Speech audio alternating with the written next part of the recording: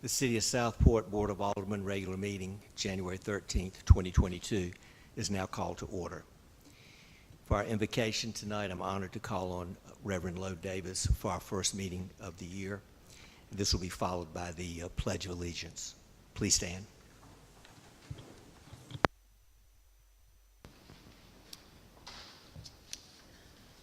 As we know, this coming Monday, January the 17th, is Martin Luther King Day, the national holiday that honors his heroic leadership for civil rights and social justice. So I think it's fitting that we open our first meeting of this new year by opening our hearts to an excerpt from one of Reverend King's own prayers, which he raised up at the opening of his ceremony. So let us pray. Eternal God, out of whose mind this great cosmic universe was created, we bless thee.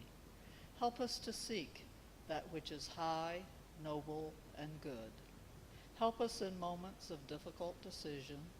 Help us to work with renewed vigor for a warless world, a better distribution of wealth, and a brotherhood that transcends race or color. Amen. I pledge allegiance to the flag.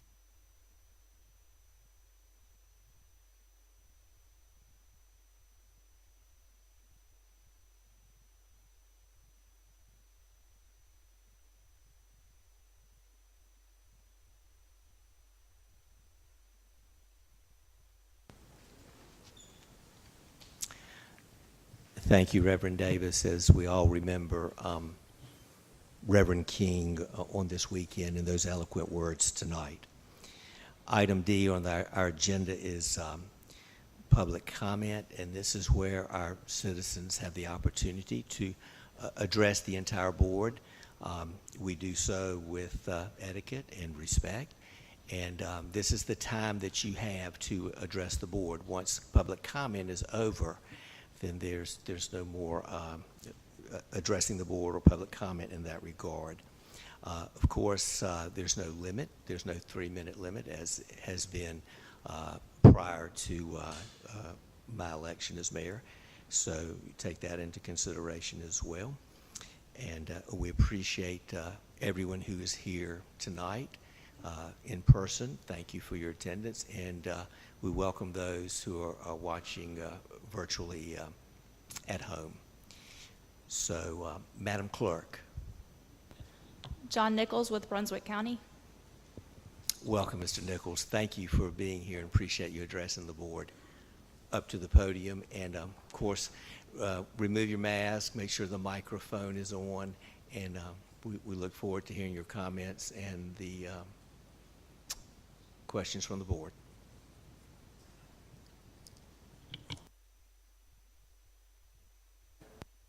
There we go. Thank you. Appreciate it. So I'm John Nichols. I'm the Utilities Director for Brunswick County, and I just wanted to thank you for the opportunity to talk with you just for a couple minutes this evening. One, I want to thank you for partnering with the county. I know that we've had some agenda items over the past year to look at some potential mergers, so we look forward to, in the upcoming year, working with you on that and investigating that. I also understand that there have been some questions as to the reasons and some of the history behind the county's increased rates. And so just to give you a little bit of background on that, in 2006, actually, the county started planning with a master plan and expansion of our Northwest Water Treatment Plant, which supplies really all of Brunswick County and the municipalities with water. We had planned on expanding the plant, but in 2017, we found out we had Gen X in the surface waters in the Cape Fear River. And so not only for the expanded capacity did we have to look at providing advanced treatment, but we also had to look at retrofitting all of the existing capacity with that advanced treatment. And we spent a long time looking at what the best treatment for our particular system would be. We ended up coming up with low pressure reverse osmosis, which really is probably the best system available out there. So we're currently in the construction phase of that project. The project is moving forward. It's a little bit behind just based on the issues with COVID, supply chain issues that all projects are facing right now. But we are moving forward with it. And once that project is done, it will provide the capacity needed for the county, the municipalities for many years into the future. I know there's some questions about rates, how we came up with the rates. One, we used the American Water Works Association methodology, and that is the recommended methodology for rate setting. And so the county looks at the cost to each type of customer, and then they correlate that and try to create a revenue set of fees and rates that mimic that, and will provide the revenues that match the cost with each individual customer set. And that's what the county has done in this case. The county is seeking damages from Chemours and DuPont, and that is currently underway, and it's progressing. It is a slow process. I'm not sure exactly when we'll see the end of that process, but we are committed to recouping some of those costs for this advanced treatment due to the contaminants in the river. And so that's just a little bit of background and information for you. If there are any specific questions or comments, I'll be happy to answer any questions that the board may have.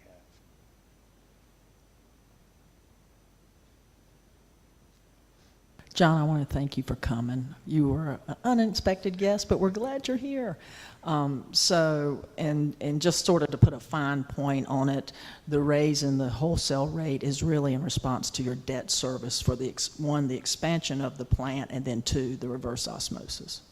That's correct. It has to do with that significant investment in the infrastructure. Absolutely.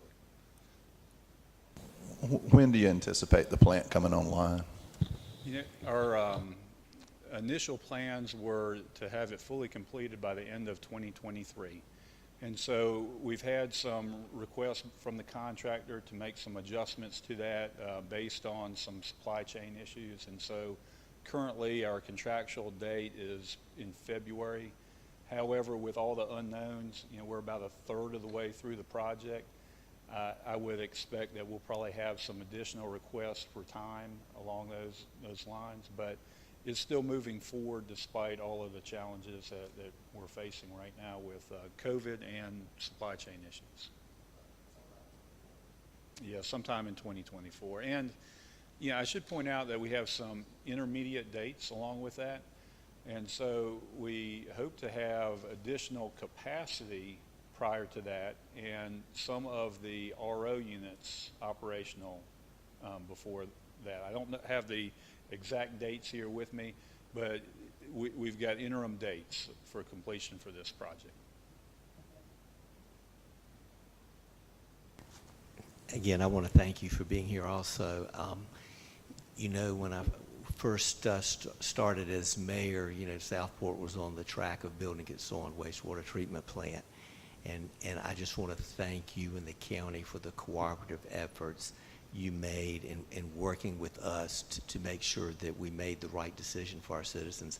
And I think that we have, and you've been an important part of that. And I just want to thank you for that for our citizens and from myself and from the board. So thank you. Thank you. Appreciate it. We look forward to working with Southport and the board. Absolutely. Thank you. Madam Clerk. Laura Sharkey.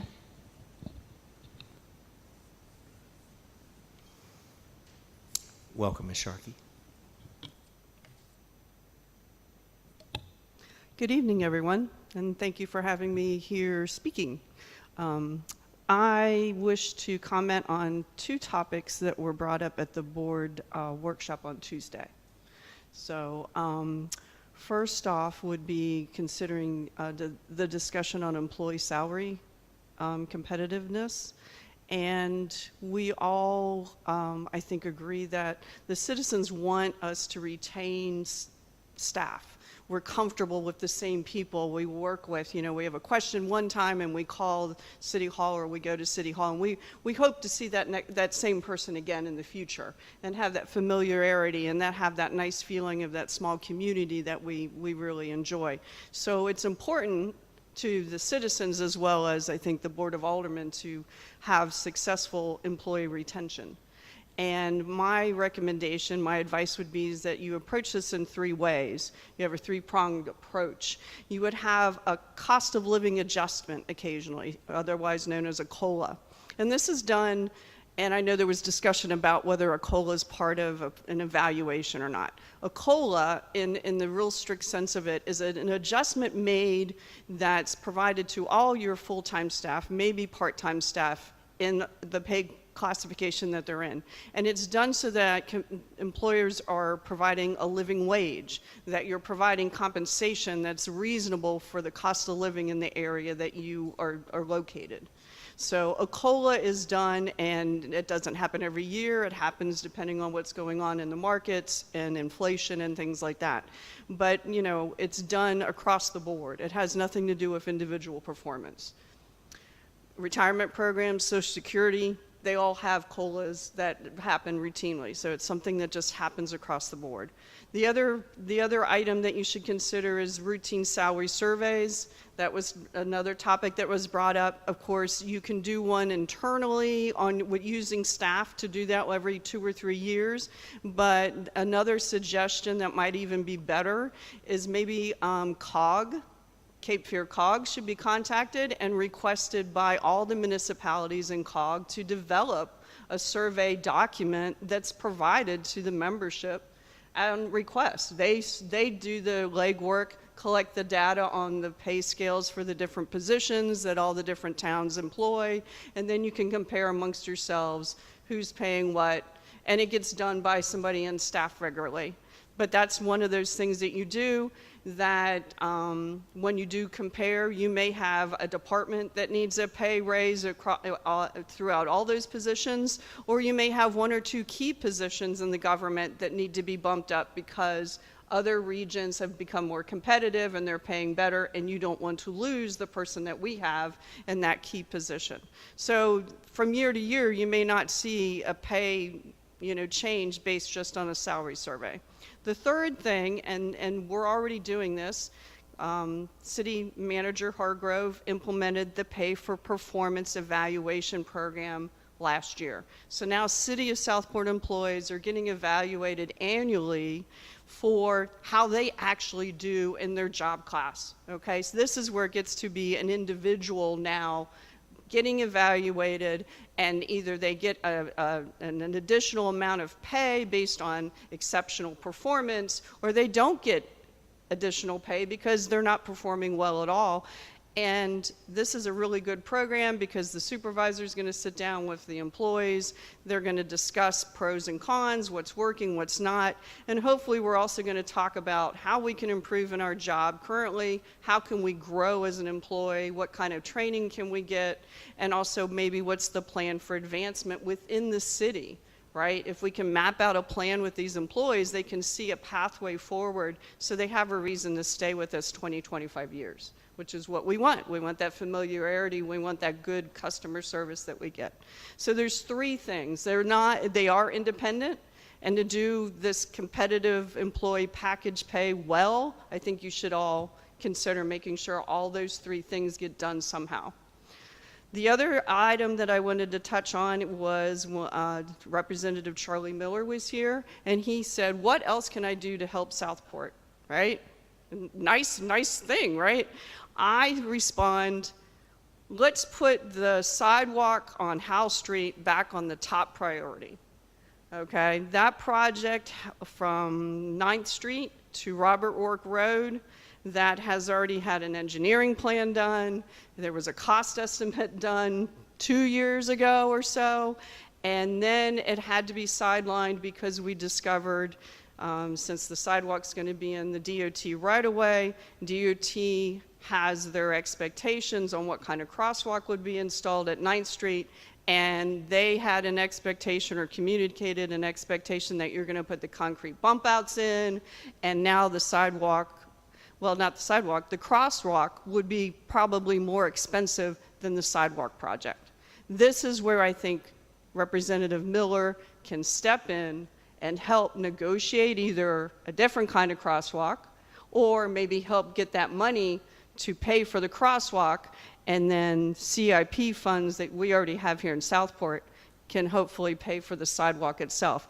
It would be a major accomplishment to get that sidewalk completed. It's been a project that's been on the books for numerous budget cycles, and it's so close. But I do think that he would be willing to help with that if that was necessary to get it done. So that's what I wanted to contribute, and I thank you for your time. Thank you. Madam Clerk, There's no one else signed up, sir. is there anyone else here that would like to speak? Okay. Hearing none, thank you. Thank you for the comments. Item E, approval of the agenda. With the following changes, items 2 and 3 on the consent agenda, the agreement with Withers Ravenel engagement letter and development planning finance group engagement letter, and item 3, change order for Park Avenue extension stormwater project. We will move those to the main agenda, so they will become items 7 and items 8 that we will discuss tonight. So I'll entertain a motion for approval of the agenda as amended. Motion by Mayor Pro Tem and a second by Alderman Lombardi. Any further discussion? All in favor? Any opposed? Okay. Thank you. Motion carried. The ethics statement, and I will read it. If any members know of any conflict of interest or the appearance of a conflict of interest concerning matters on the agenda, please so state at this time. Anyone with Alderman Alt? I have a question for Mr. Eisenberg. Mr. Eisenberg, I'm just coming off the vestry from St. Philip's Episcopal Church, and they have an item on this agenda. I'm also on 2 ministry boards there, and I'm a parishioner there. I want to make sure that there's no conflict of interest between myself and voting on this issue under the North Carolina Code of Conduct. Yeah, in my opinion, there's no legal conflict of interest in this situation.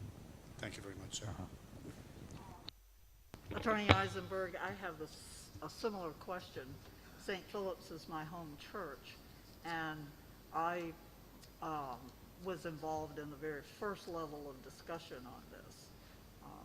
I have nothing personal to gain from whatever decision we make tonight. Do I need to recuse myself? No, ma'am. Okay. Thank you. Thank you for that. Item F, approval of the consent agenda. So the consent agenda will be the minutes from the regular meeting from December 9th, 2021, and also authorization for the staff to secure bids for a street sweeper.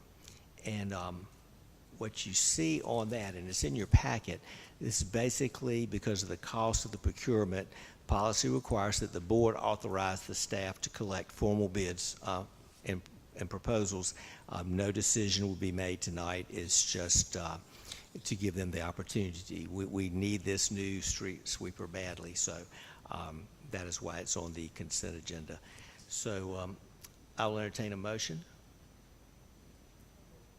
Okay, Mr. Lombardi, is there a second? Second by Alderman Alt. Any further discussion, questions?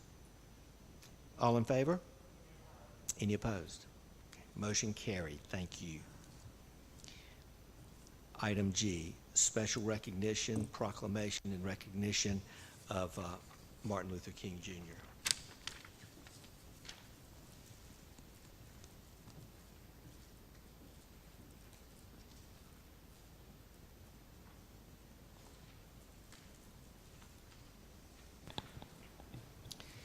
Southport is always honored Reverend King every year. This year the committee's unable to do the many activities that they normally would do, but we always read a proclamation, and we look forward to participating in the event that they do have planned. Whereas the Dr. Martin Luther King Jr. Celebration Committee was formed and entrusted with the responsibility to plan a community-wide celebration to honor this great leader appropriately. Whereas Dr. Martin Luther King Celebration Committee has selected the date of Sunday, January 16th, 2022, to hold this celebration with an organized march. Whereas the Dr. Martin Luther King Jr. Celebration has established a mission statement in which its most important goal is to bring people of the community together for the purpose of promoting goodwill and harmony for the betterment of the entire community. Whereas it is imperative that the great works and deeds of Dr. Martin Luther King Jr. be duly remembered, honored, and recognized in this most fitting and proper way.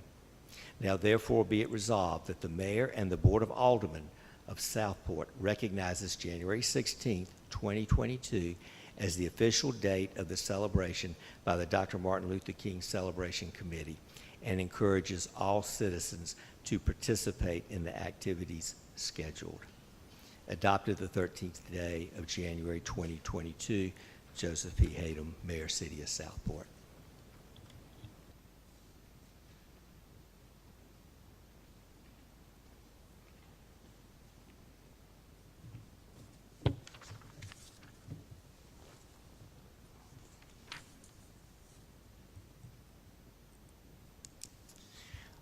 Item H. Number one, major subdivision review, Lookout Point. I'll call on Systems Development Director, Mr. Thomas Lloyd, to lead our discussion.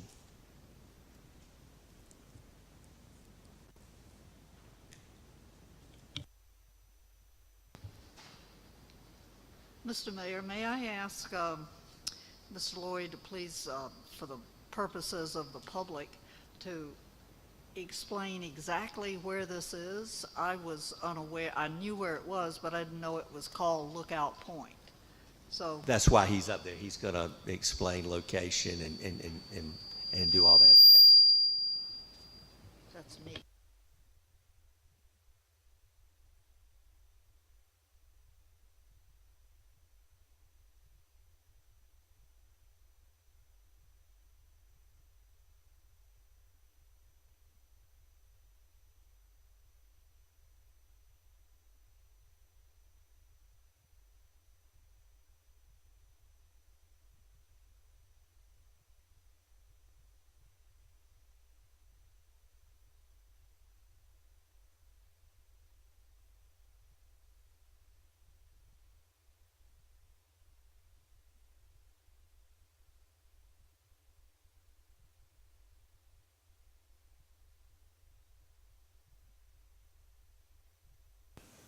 I was going to say this is the first time that we've had a meeting with this, but I hope that everybody will bear with us, because this is part of what we said we wanted to do, was to make information more accessible to the public and to folks attending and watching on TV, and this is part of that Are the promise people that we who made. I'm sorry. Are the people in the chairs able to see this clearly?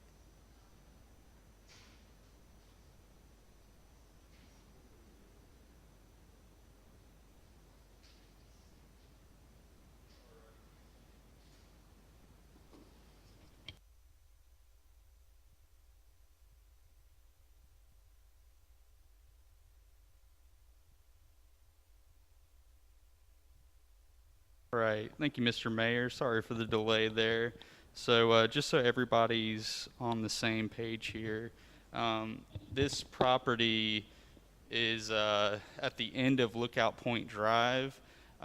This tract right here is a property that the Harper family owns.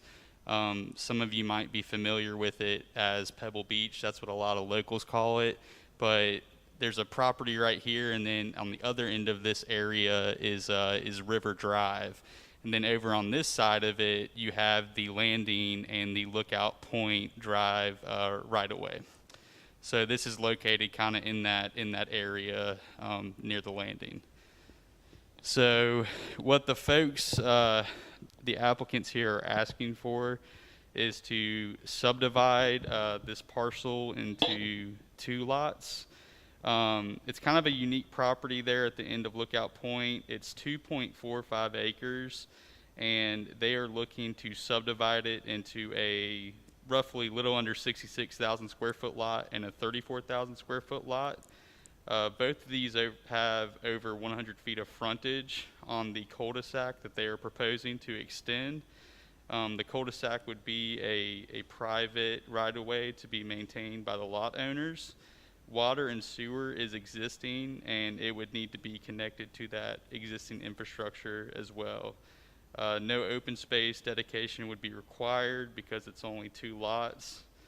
And this is kind of a weird situation because typically for these types of subdivisions, they're typically minor subdivisions if there's no infrastructure that needs to be created. But since they're having to extend the road, that kicks this up to a major subdivision. And because major subdivisions are defined as all subdivisions that are not minor subdivisions. So that's kind of what kicked this up to all of yours approval. But when we were discussing this at the planning board level, we kind of went through how this project came to be. Without constructing a cul-de-sac there at that right-of-way, they would not have had the required amount of frontage that they needed per the ordinance requirements, and they had very odd setbacks, so that's kind of why they wanted to split it in half. With the addition of that cul-de-sac, they do have adequate frontage for a cul-de-sac. Each frontage is over 100 feet, so that's well over the 40-foot requirement for a cul-de-sac. The planning board kind of talked about how there are some sensitive areas there in terms of special flood hazard areas and 404 wetlands, as well as coastal wetlands on the site. And the applicant's project manager explained that the buildable area of these lots will be located outside of the wetlands, and that they're working with the Corps of Engineers as well as NCDCM to flag all those areas and to make sure everything that they're doing is up to code. And as far as the lot that's closer to the Cape Fear River portion of the tract, they'll also have to get a camo minor permit with city staff for that as well, just because they will be in that 75-foot area of an environmental concern. So we will require an engineered stormwater plan for that. Really, the planning board didn't have any big issues or questions since it's such a small subdivision. But the planning board recommended approval of the subdivision at its meeting on December 16th. So I'm happy to answer any questions from members of the board if there are any. Any questions for Mr. Lloyd? There are neighboring property owners that will be affected by the cul-de-sac, am I correct? Yes, I mean there will be the addition of the cul-de-sac at the end of that road. Are they aware of this plan? I'm not sure if they know specifically, but we can certainly reach out to them. I would be reluctant to approve this without their knowing about it and us hearing about it. I mean, it is the end of a right-of-way. Alderman Allen, were you going to say something? Lookout Point Drive, I was going to say Lookout Point Drive is an existing platted right-of-way, correct? It is. It is a It's city. just the bulb at the end that's the new part. That's essentially. correct. It's an existing city-maintained street.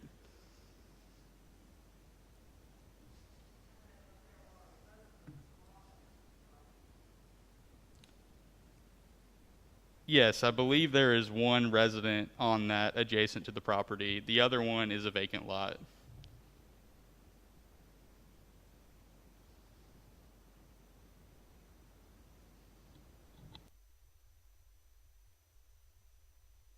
be to table this to next meeting when the nearby property owners can be notified of what the plan is and they can have a say about it.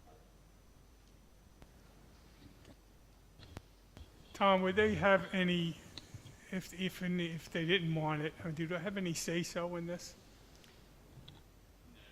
I didn't think so. Be more of just a FYI kind of thing, but there's no, protests or anything like that they could do in this situation for a subdivision on someone else's property. It's not a rezoning, so there's no public comment, there's no public notification requirements in this case. But we can certainly, reach out to them either way, whatever the board decides tonight. The attorney, could you comment on this, please? Yeah, I just wanted to comment and ask Thomas, this is more like except for the fact that they had to add the cul-de-sac, this is more like an administrative type approval. Is that not right? That's correct. Yeah, I mean, if they comply with the subdivision ordinance, they're entitled to the permit. Okay, thank you. Thomas, I only had one question, and only because I couldn't see the size of it, but just the turning radius meets public safety standards for the cul-de-sac? Yes, so we've, the fire department has reviewed this as well, and there's actually an existing hydrant right there also. But yeah, and I don't know if Charles has anything to say otherwise, but I think the fire marshal and fire chief are comfortable with this.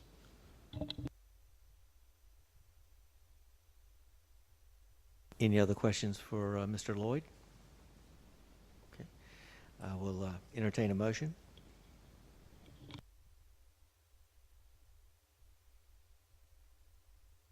One more question, sir. Yes, Alderman Ock. Thomas, if we're doing a zoning change, is it the policy of Southport that the residents in the area are notified that that discussion is taking place and the procedure that's going on? Absolutely. I realize this is if not it's a zoning change, it's state law that we have to notify them. Okay. Yes, sir. So in between 10 and 25 days prior to the actual public hearing, they have to be notified. And we also have to run notice in the paper 2 consecutive weeks prior to that. Thank you, sir. Yep.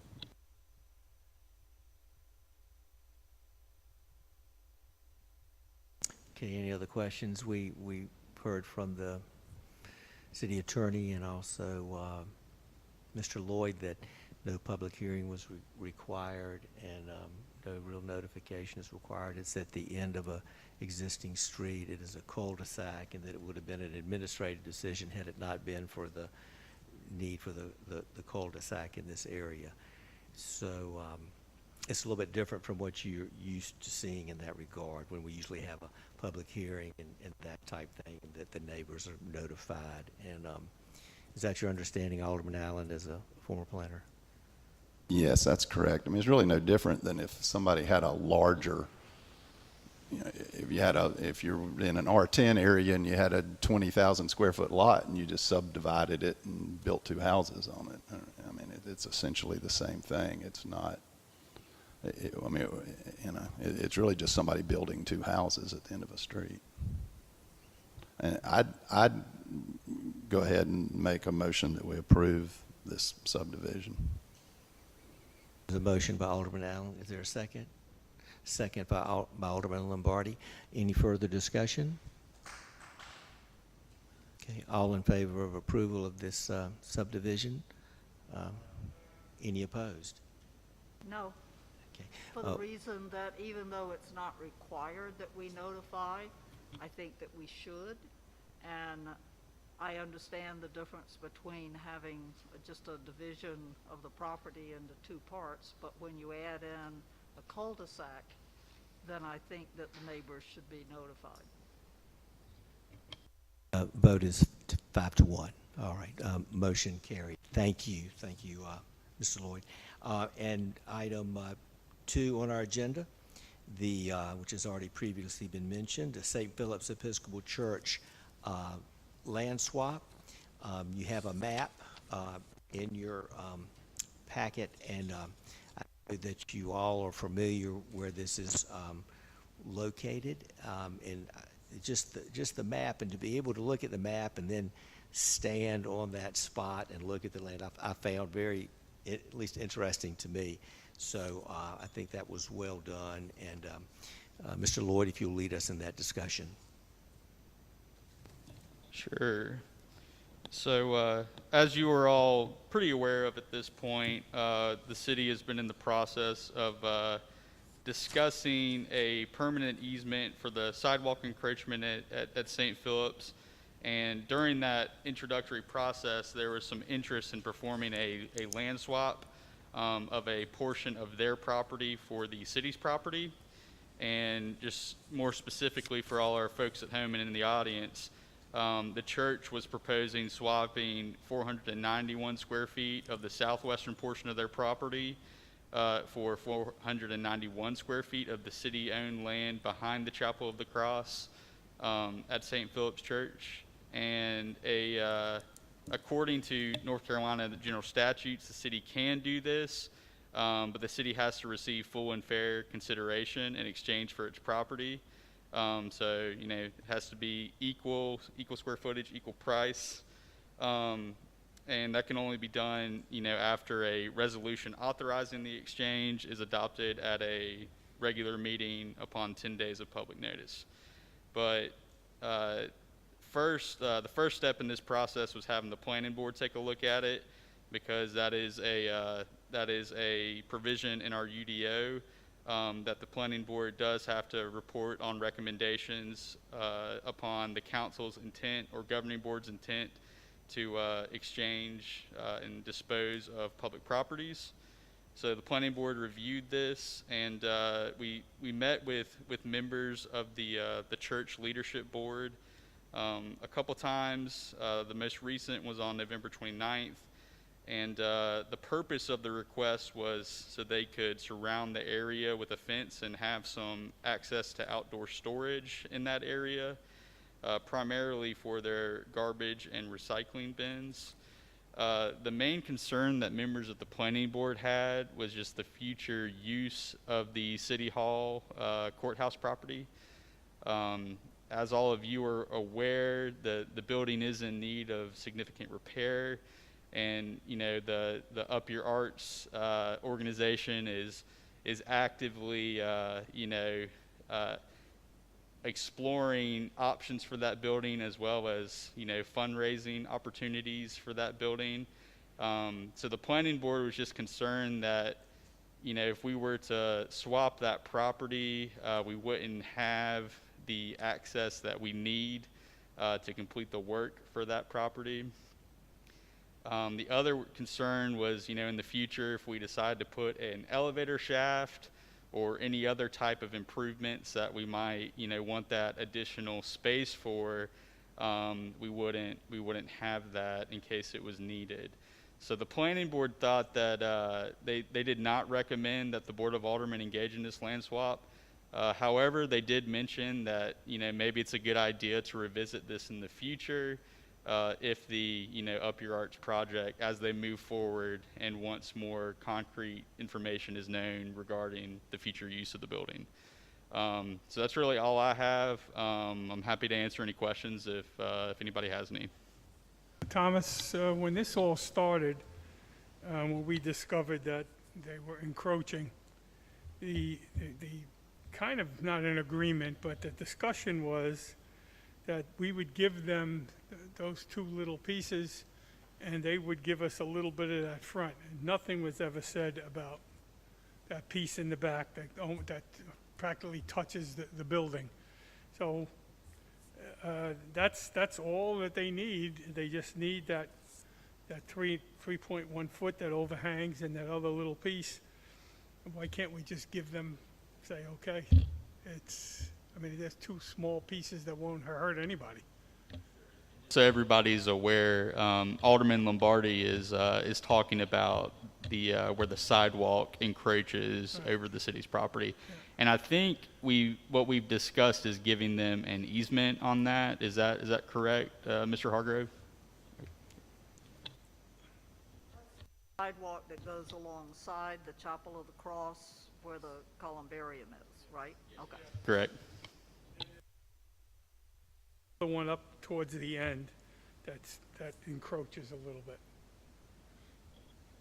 But certainly not 491 square feet.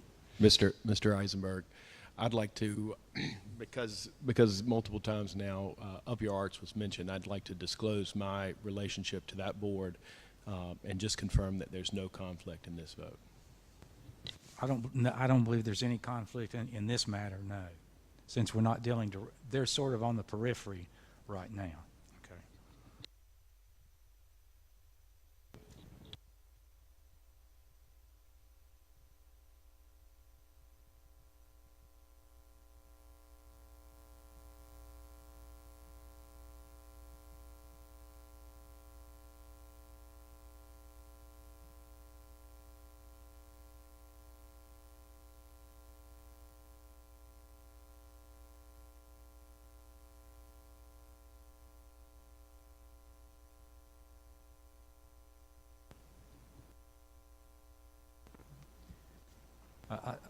I said my advice would be if you want to look at an easement, we could do a temporary easement for them to maintain the encroachment as it exists right now. But you would make it temporary just in case. You never know what your needs could be, you know. I'm sorry, I'm a little confused on that. Were you talking about the few square feet that Mr. Lombardi was talking about, or the 491 feet? I was discussing what Mr. Lombardi Okay. recommended. Yep. Okay. My only question is, going forward, how to ensure that the minutes reflect the overall conversation, that if a year from now it's decided that whoever has the building is not going to use that space, and the Episcopal Church comes back again, they aren't told, well, you had your shot and you got turned down. That's not what the conversation was tonight. And so as long as the minutes reflect that they, after the dust settles, if they wanted to come back, they can come back without being turned down because they took the swing at the bat and lost that time. Yeah, tonight it's just about whether or not we approve a land swap. I mean, it's really the other things are, everything else is on the table in terms of the future. We're not cutting anyone off for any. A future board would be able to, you know, completely whatever. reverse what you do tonight if they want to. I mean, if you just voted no, a future board can come back later and do it. I mean, so nothing you're doing tonight's going to bind a future board unless you go ahead and do the swap. Thomas, this swap doesn't, it's not a answer to the encroachment, correct? The encroachment would still exist with this swap. That's correct. But this swap came up in discussions about the encroachment. I also would just like the minutes to reflect that that would be so close to the building, it would be not a good thing for a building that scale to have no more side setback than what a land swap like this would do, because it's just this little piece of land between the right-of-way and the road that then you couldn't even theoretically put a scaffolding up to. So I just want to, on the record, just say that at the outset doesn't Well, that look. would be a completely different theme from what we just heard, correct? The theme that I heard from Mr. Lloyd was, the theme that I just heard Mr. Lloyd talk about and the planning board talk about when I heard them talk was that if nobody needs to build an elevator shaft, whoever owns the building, whoever gets it, the church could come back and say, we'd like to try to do it again. You're saying that if they ever came back, your position would be, and you want the minutes to reflect that, it would prevent somebody from walking down the side of the building? I'm not sure I understand. I just wanted the minutes to reflect that I think that this would create I just wanted to reflect that I don't think this is a good idea for tonight. I don't have any future comments. There's really no point in the minutes reflecting anything because Let's get back boards- on track. Future boards can do whatever the heck Yeah. they want to do. So there's really, this is The only thing kind of that a would be mute permanent discussion. would be if you granted the easement and recorded 2 deeds. That's the only thing that would be permanent. If you don't do that, you can change your mind anytime you want to. All right, thank you. So, I getting- want to be sure that the folks who are listening to us know what we're talking about, and I bet you don't. I if think, you- I if you- think, I think they will if we just stick to the agenda. Are we going to swap this piece of land or not? And we have to vote on that. It doesn't have anything to do with the future or up your arts or anything like that. Is it pure the St. Philip's is asked, do you want to do a land swap? And the planning board has given us their recommendation. From my understanding, the recommendation is they do not recommend the land swap. So the other discussion about the future and that type of thing, and Mayor Pro Tem was giving her opinion as to why she thought that it would not be a good idea to do the land swap. And if the other board members want to discuss that now, that's fine. But really what we need to do is vote. So is that your understanding, Madam Alderman? I want to be sure is people know what we're talking about. We're talking about 2 little pieces of land. If you stand on Moore Street and you look at the chapel, there's a little triangular part that's actually encroaching on city property. And then if you go to the back of the chapel, there's I believe this is a trapezoidal shape, but from the back of the chapel going toward the parking lot back there, behind the old city hall, there's a little bit of that. And equalizing those, St. Philip's wanted to make a swap so that the city would get one part and they would get the other parcel to equalize everything and everybody be happy. But we're not happy because the part toward the back may be something that we will want in the future. As I believe Alderman Allen said, you know, there may be Alderman Mosteller, we may need it for an elevator shaft. You don't know what's going to happen with that building in the future, and you don't want to, close out all possibilities. So just to be sure that everybody understood what we're talking about with 2 different parcels, what those parcels were, and why there was an issue at all. But actually, there is no issue, as you pointed out. Can I ask one question? Please, Alderman Before we Lombardi. vote on this? Yes, absolutely, and anyone else as well. Why wouldn't we just give them a permanent, what do you call it? Yeah, an easement for those 2 pieces and get it over with?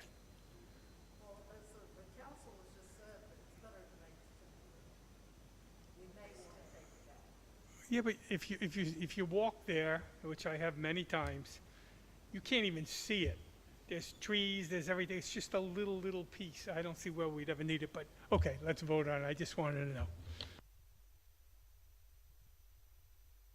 Question for, I believe is what he was stating, why we would not just go ahead and do an easement. I guess that's something that could be done at a future meeting if that were put on going through the planning board and put on the agenda and that. Yes, sir. I mean, the situation with this is this was their request. It was remanded to the planning board first. The planning board did a recommendation on it, and now it's time for the final decision. But it certainly could be at a future agenda. I'm sure that there will be a temporary or permanent easement on there. Any further questions for Mr. Lloyd from the board, or any further discussion on this? Okay. If not, I will entertain a motion. Mayor Pro Tem Mosteller.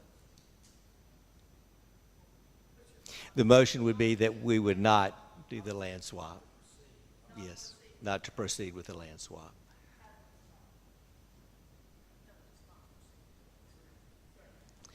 Second by Mr. Lombardi. So the motion, first and second, is that the city would not proceed with the land swap. Okay. Any further discussion? Okay.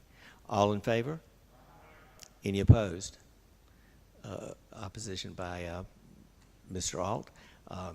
So the vote is 5-1. Motion carried. Thank you. Good discussion.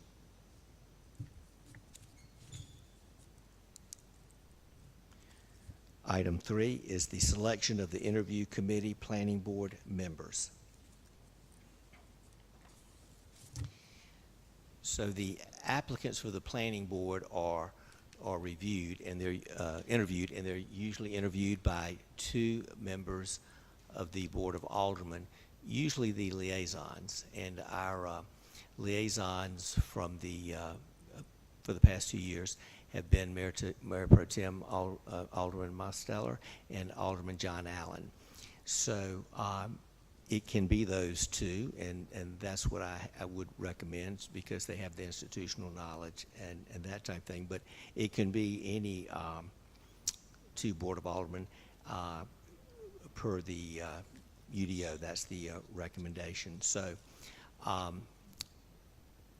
this is an important board, and we appreciate the service of all the volunteers that are on there, and we appreciate all the applicants that have applied for this. And so the interview process is important. And all of the board votes on the appointment. They all get to see the applicants and their applications and that type thing. But the interview process has been 2 aldermen and the chair of the planning board. So I will entertain a motion as to which 2 aldermen will serve to do the interviews for the planning board. And you can do a motion to appoint 2, or you can do it by nominations, and then each member would have 2 votes, since there's 2 positions.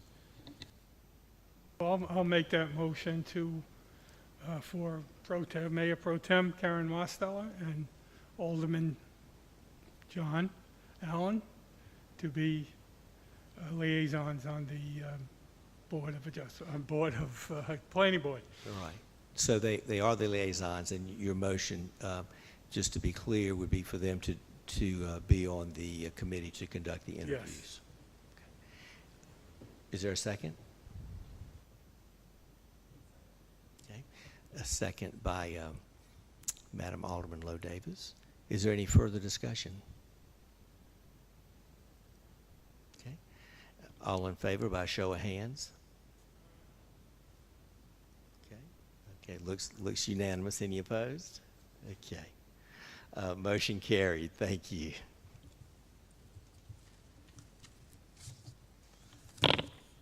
At least it wasn't an alderman swap. I think we would still be discussing this right now.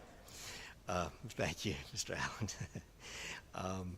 Item 4 is the selection of the interview committee Board of Adjustment members.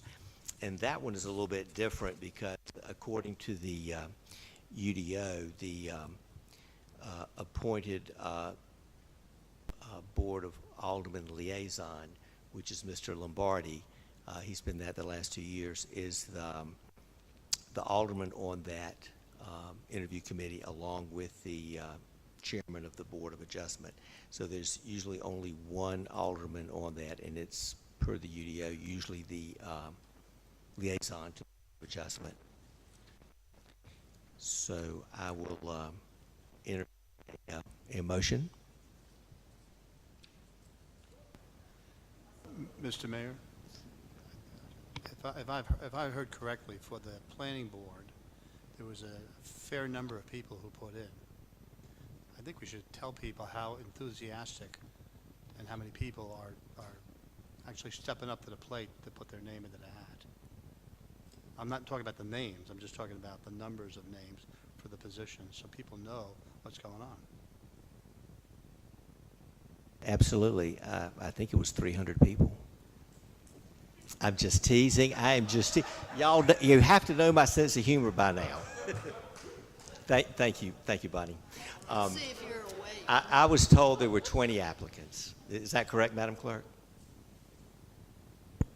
Sir, between 20 and 25, I believe. And that's an excellent point. Thank you, Alderman. That the community is very enthusiastic about serving, and I appreciate that. How about the Board of Adjustment? How many applicants roughly? There might be a few less, but a lot of the applicants actually selected those two boards together. If they do it that way, so in case they do not get on the Board of, on the Planning Board, they have an opportunity to serve on the Board of Adjustment. So these are, and like I said, volunteerism in Southport, if you heard my update, very enthusiastic, and that's one of the great things about our Southport community is volunteerism, so we appreciate that. Anyway, I will entertain a motion. A motion for the liaison to the Board of Adjustment serve on the interview committee. Is there a second? Second, looks like a tie between the, we'll go with Alderman Allen for a second. Any further discussion? Okay. All in favor? Any opposed? Okay. Motion carried. Thank you.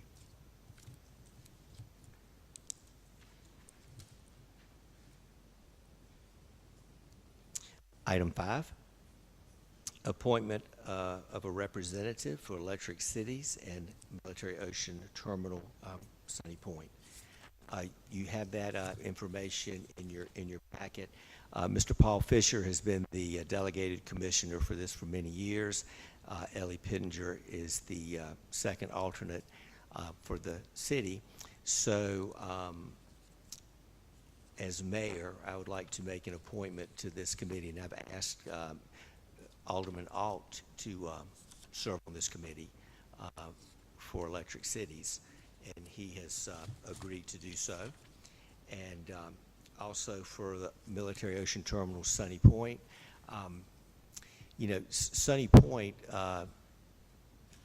founded in 1955, and it really was a blessing for this community because men who were no longer able to make their living in the fishing industry were able to make a living and support their families here in Southport, you know, working as longshoremen and that type thing. So Southport has a long and enduring relationship with Sunny Point, including, as you know, the commander at Sunny Point, part of their reward was being able to stay at the Garrison House at Fort Johnston, and that really obviously was sort of at the end of their careers, I was told was their reward.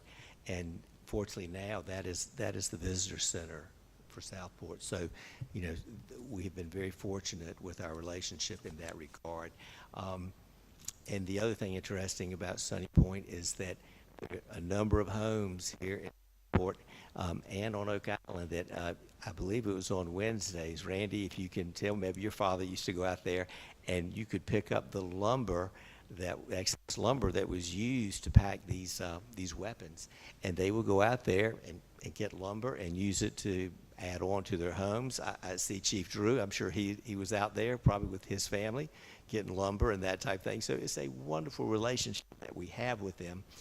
So, you know, it's the largest ammunition depot in the world, and you know, the concern is that they are surrounded by municipalities, including Southport. So they have this committee. So they have primary project goals, and that is to protect and preserve the military and the defense-related operational capacities of Sunny Point, to support continued and safe growth and economic development of the neighboring communities, and to enhance communication and collaboration between the military commanders and local officials, and to establish policies and procedures managing compatible land uses adjacent to and encroaching on Sunny Point. So it keeps the lines of communication open, and so again, as mayor, I would like to appoint one of our board members for that, and I also would like to appoint Alderman Rich Alt for that position as well. So I'll be happy to entertain a motion in that regard. Moved. Okay, Alderman Allen, and a second by Mr. Lombardi, and tied second with Mayor Pro Tem. So very enthusiastic response for you, Mr. Alt. I appreciate that. Any further discussion? Okay, all in favor? Okay, motion carried. And what I try to do for the public is that each one of these aldermen has specific talents that we try to place them in positions where we think they can offer the most experience and expertise and that type thing. So I appreciate the service that they continue to do as liaisons, and appreciate the Mr. Alt being willing to work on those committees. So thank you. Thank you. Item 6. Now, I definitely would not want to be on this committee. Thank you. The utility rate change recommendations and a budget amendment. We've heard briefly about this from Mr. Nichols with the county. You heard that there has to be an expansion of a water treatment plant, and also the need for reverse osmosis. And this costs, in each municipality, the rates are going to go up. And so we are, as you know, part of that system, so part of our obligation is to be a part of that. So I will call on City Manager Gordon Hargrove to lead our discussion.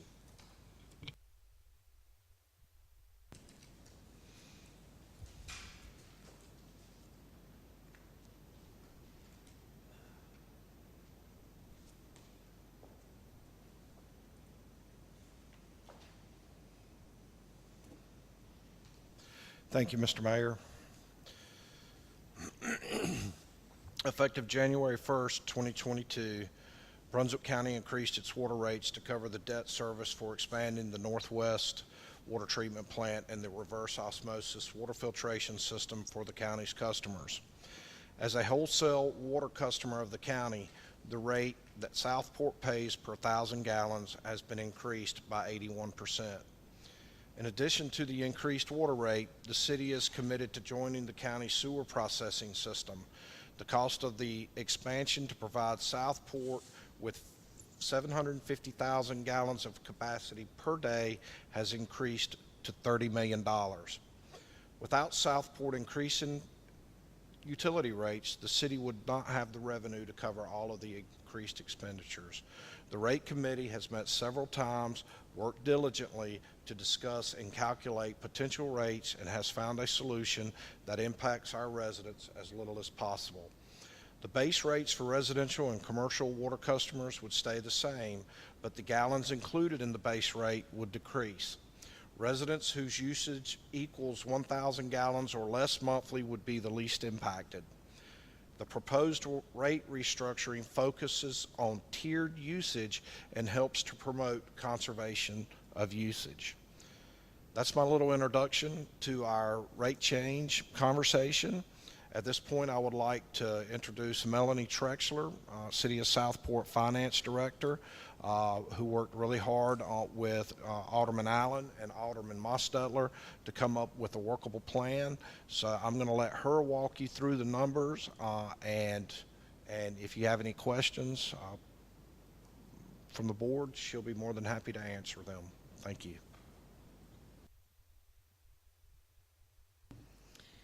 So 4 years ago, we started out on this investment process for the city, increasing rates to try to help cover the cost of debt service for a new sewer plant, or joining the county, which we are now joining the county.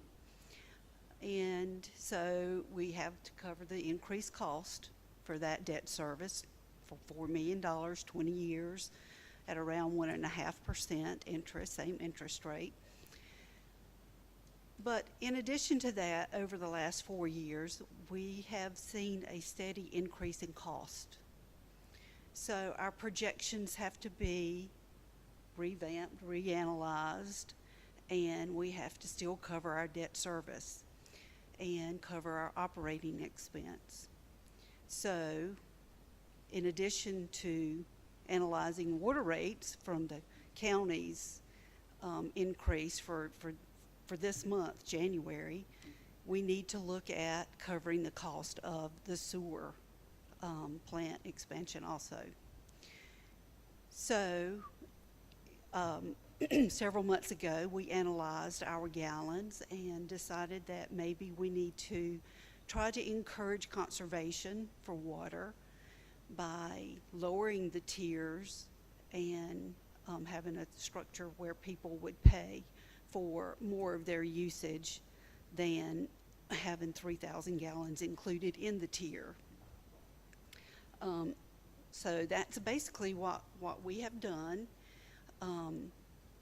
We're including 1,000 gallons in the base rate, and then we're doing a tier from anything over 1,000 to 3,000, and then we're doing a tier from 3,000 to 5,000, and then anything over 5,000. It's on this board, but it's very hard to see the breakdown. I don't know if you can.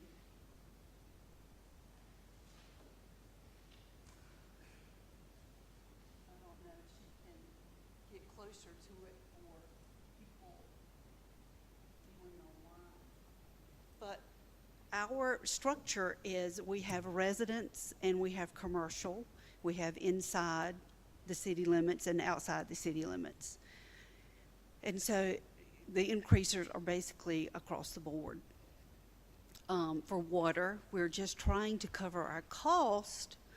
Well, actually, no, we're not. We're also, it's increasing. We're increasing our revenue a little more than what the city, what the county is just charging us.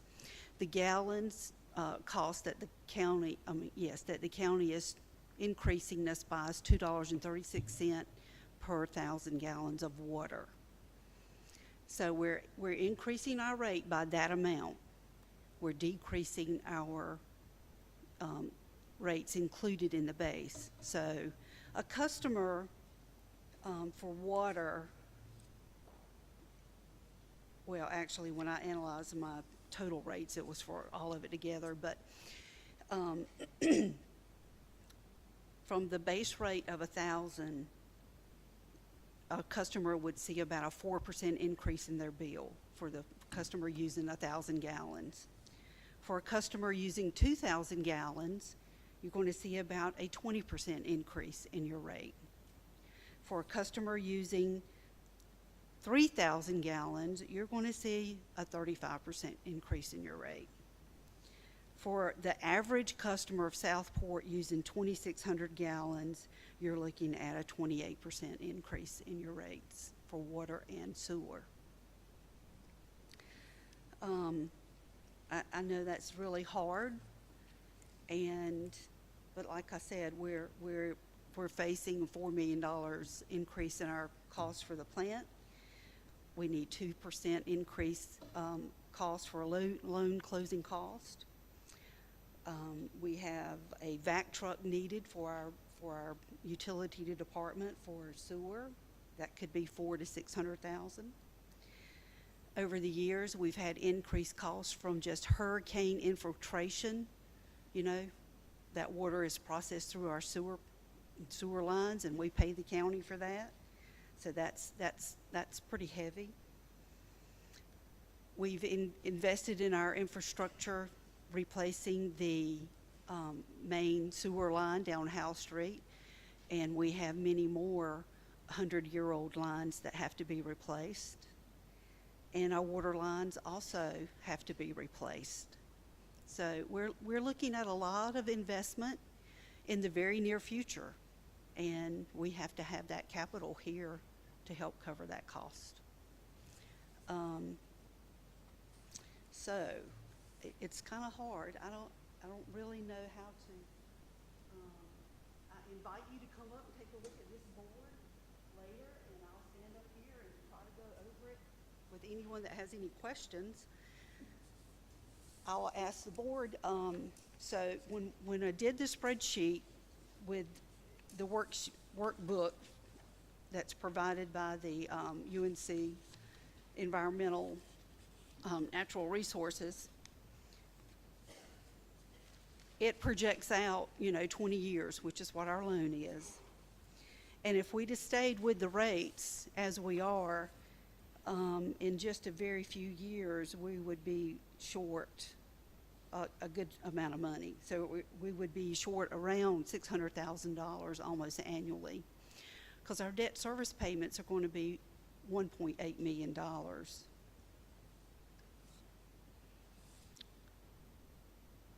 With these rates increase, we will be building a little reserve of a projection of about $250,000 annually. We're also projecting in the projections to spend around $750,000 in capital items and improvements to the system. So I really think it's a pretty solid plan, and I think it'll go a long ways at covering some cost. Yes. I'm wondering why the irrigation rate went up so much when we don't pay the sewage on the irrigation. I understand all the rates are going to go up. That's a given. But what was the rationale for making the irrigation rate go up so high? Thank you for that question. I think, and I mean, this is up for the board to decide, but the thought was that irrigation is a luxury item that we're having to spend, money to keep that capacity going. When I looked at the volumetrics, I believe drinking water from residential in-town drinking water, irrigation water was 61% of that same amount.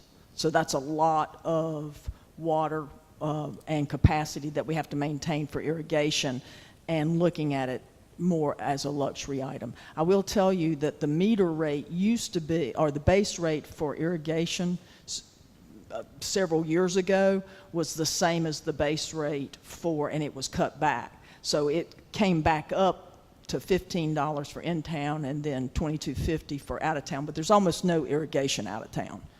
It's like 4,000 gallons in that month of April. It wasn't much. One of the other, so Rich, does that answer your question? But that was the thought. The reason was looking at trying to keep residential home where you have to have drinking water and trying to do that, because the water rates, even though you're not paying sewer, that has to do with water rates. The sewer rates are separate from that. Well, I understand that, but we're going to pay the $30 million for excess capacity, regardless if we save any water or not. That's a given right now, right? We're paying. It's not excess. Well, not but capacity, additional capacity. Correct, for sewer. But the other thing that didn't quite come out, perhaps, was, and she mentioned the 750, but the drinking water asset management plan for the next 5 years showed a need for about $5 million investment in capital improvements from things that need to be addressed. Then the sewer is a separate capital improvement project for $7 million. So the next 5 years is that. So, but anyway, but that was the rationale. I mean, we can. The rationale was that irrigation was using a lot of water, and that it was a luxury versus drinking water in a home. So that's why we charged, the irrigation rate was based on the residential tier from 3,000 to 5,000, if I'm not mistaken. And then for the 5,000, it was based on that, and then it was an increase of 20%. So the 47, I'm looking at it, it looks like a 47% increase in irrigation.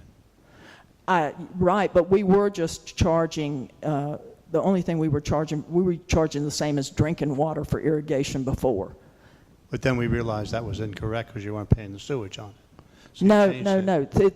Those are two different functions. The fact that the water base rate and what you pay for water, sewer consumption and sewer rates are based on the water you use, the volumetrics of it, but they're two different charges.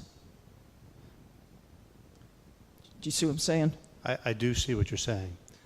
I'm going to find it very hard for us to sell that you want us to plant a bunch of trees and keep the beautification up, but that's a luxury item now. It's in conflict with what we're trying to say for the city. Well, And we're using the term, if you irrigate outside, that's a luxury. And if that's the stance of the people of your committee, then that's the stance of your committee. well, I'm just saying that was our thought. What I would say is as long as you plant native plants and native trees, they require a lot less water. So that, for that conversation, but that was our thought trying to, but I mean, I'm open to if somebody, if you would rather have us have a bigger increase to residential water, it's got to be somewhere. The money is the money. And so in order for us to have $750,000 a year for these capital improvements for both water and sewer, and be starting a $250,000 a year reserves to cover emergencies so we can continue on the path of funding capital improvements even when we have other expenses come up. That's what has, I think, typically happened in the past, is the money gets used for something else. And so we don't advance with capital improvements. So, but that's just the equation and how we did it. But we certainly could reduce it down and raise everybody drinking water and all of those other things, spread that over that in a different way. I now understand why you made the decision that you did. I think there's another way to capture the money, but I'm not going to have that discussion tonight with us because that's a longer-term discussion. But thank you very much for the explanation.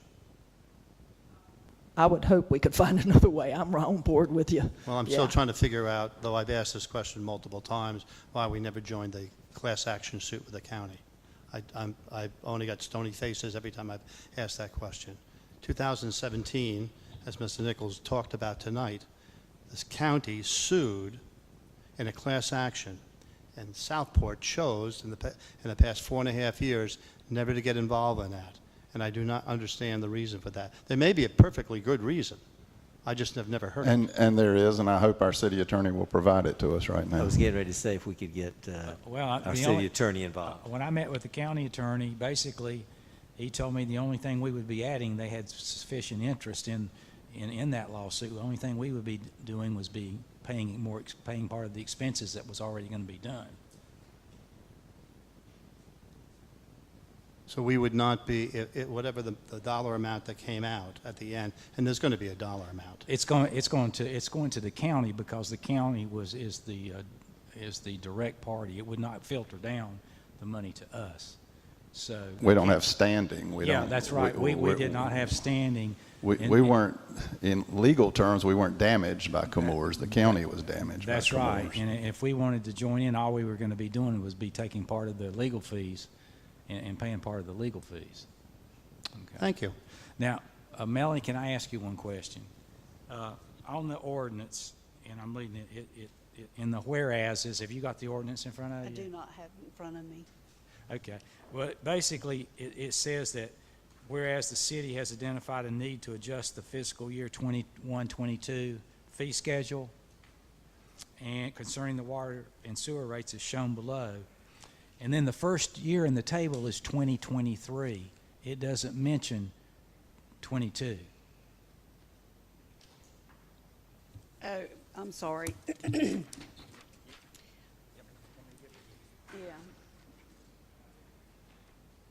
Right. Okay. Yeah. Okay. All right. So we'll have to fix that. And I'm sure it was done that way because the projected spreadsheet is on a full 12 months and not a half a year. So I started our current year using a 12-month fixed number, and then the next year was to represent an increase. Maybe not necessarily year 2023, but 12 months of an increase of the first increase. Yeah, my point is, I guess, is the table the way it's placed in the ordinance does not raise any rates until the fiscal year 2023, and I don't think that's not your intention, is it? No, it's not. No, we need to raise them for February, So at least the water part. Is what is listed as 2023, is that actually, are those actually the right figures for Yes. right now? Yes. So the figures, the 5 columns are correct, you just need to, okay, I think that's something that they pass that you can do that. If the figures aren't there, it's going to be hard to pass it. But if it's just a matter of changing the heading of those columns, I think you can do that. Okay, you follow me there? Okay. Column to the far left would start with fiscal year 2022 Yes. instead of 2023. Yes. Okay. I just want, yeah, it had been my understanding that you were going to start this with the February bill, so I just wanted to make sure that was in there. And so the last column is going to be 2026, is that correct? Yes. Okay. I mean, I think if the board wants to pass this, I think that's a kind of a clerical correction that you can go ahead and that we can make and just renumber those columns.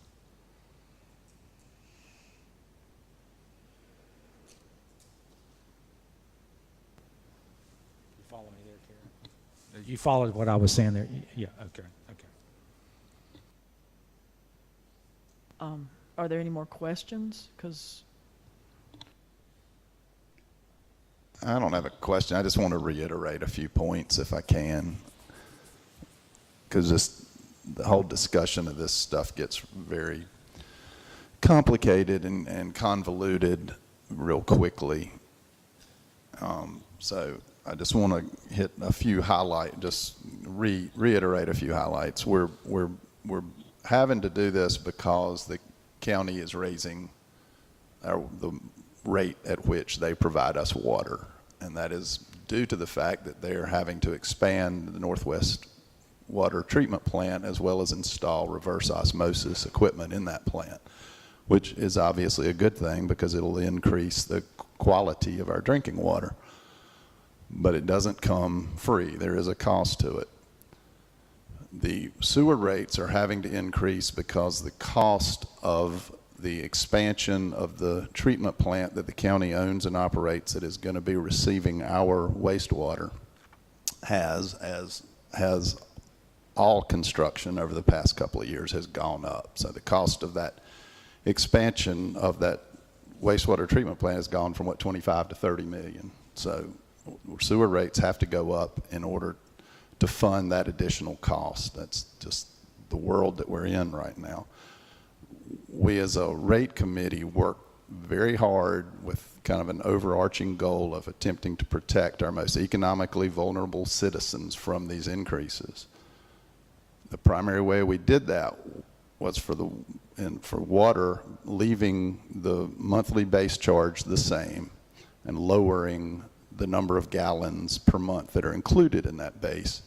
Because we've had a lot of comments over the last few years from a lot of Southport residents, particularly those who live alone, who were paying a monthly base including 3,000 gallons, and they never used anywhere near that 3,000 gallons. And so the best way that we could protect them from this was by lowering that base amount to 1,000 gallons, which is more in line with what a lot of people actually are using, particularly if they live alone and in a small home or apartment. So if you are the smallest, the minimum monthly charge for water will stay the same. It will go up by $4 a month for sewer. So anybody who's living alone and using less than 1,000 gallons a month will see their bill go up by $4 a month. We worked very hard to try to make that zero, but we just couldn't do it. $4 was the best protection that we could get to, and we worked very hard to get to that. And I think it's also important to point out that this is designed, again, to encourage conservation. We're actually projecting water usage to decline in future years as additional more water efficient appliances are installed and as these rates encourage conservation. So anyway, I just wanted to kind of point out that sort of bottom line of it and let people know that we didn't take this lightly. We're well aware of the impact on our citizens, and we tried very hard, again, to protect our most economically vulnerable citizens. I'd like to say thank you to the committee for the work that you did. I thank God that I am not on that committee.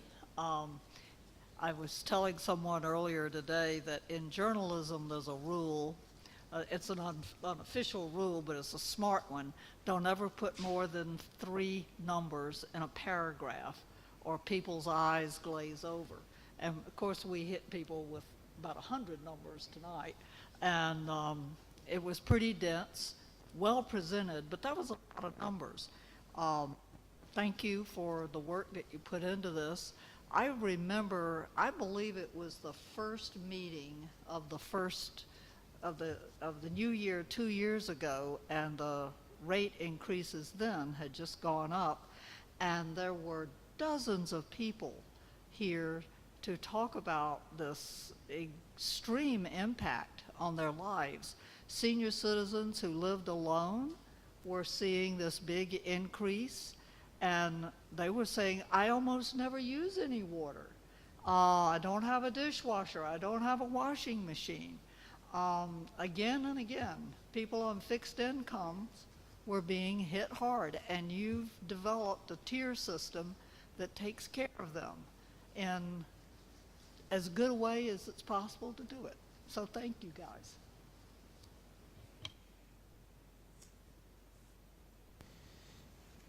Very, very good discussion. Any further questions for Ms. Trexler? Any further comments? I just wanted to say that this is part science and part art. There's no like to the point about the irrigation. There's no real formula. This is all putting in the data and trying to do it. So we are a small town. We have a less than 2,800 water and sewer customers. The rate committee, along with staff, will need to monitor the results of these changes quarterly to make sure that the analysis bears out in practice and the revenues meet the obligations. I mean, this is a departure by lowering the amount. We're not counting on a 3,000 gallon buffer. We're now down to 1,000 gallons in the tiered system. And as conservation, all these factors, but it's going to be a new day for how we monitor this and for the foreseeable future. So I just wanted to throw that out there. Thank you. Again, I congratulate the Rates Committee and Ms. Trexler and those in the finance office. It's a very difficult, I mean, it's in one way it's simple, and the other way it's very difficult. Simple in that we know that we have to have sewer capacity, and we have to purchase this, and it's gone from 25 million, as Alderman Allen has said, to 30 million.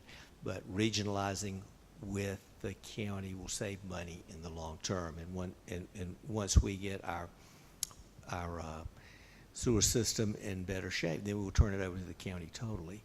And with the water system, again, with the need for reverse osmosis, every municipality is having to increase their rates. And not only the residents, think of what it does to a commercial industry, what it does to a hospital, a nursing home, where they use much more water than any of us would ever use in that regard. So their cost is going to go up. And so, again, I commend the work that y'all have done. Thank you, Alderman Allen and Alderman Mosteller for that, and Ms. Trexler. So are there any further questions, comments? I know it was, as my journalistic friend said so aptly, if you put more than 3 numbers in a paragraph, you've lost them. So there were a lot of numbers here tonight, but basically we know that the rates are going to go up. They've tried to do it so it would not, those most vulnerable, the least affected. And I appreciate that effort in that regard. So I'll entertain a motion whether or not the board wants to adopt the ordinance amending the schedule of fees that you have in front of you with the changes at the top per our city attorney. Instead of 2023, it'll start with 2022 and end in 2026 on the ordinance. Is there a motion? So moved. A motion by Alderman Allen. Is there a second? Second by Mayor Pro Tem and also Alderman Lombardi. Thank you. Any further discussion? Okay. All in favor? Any opposed? Okay. Motion carried. Thank you. Good discussion. Thank you.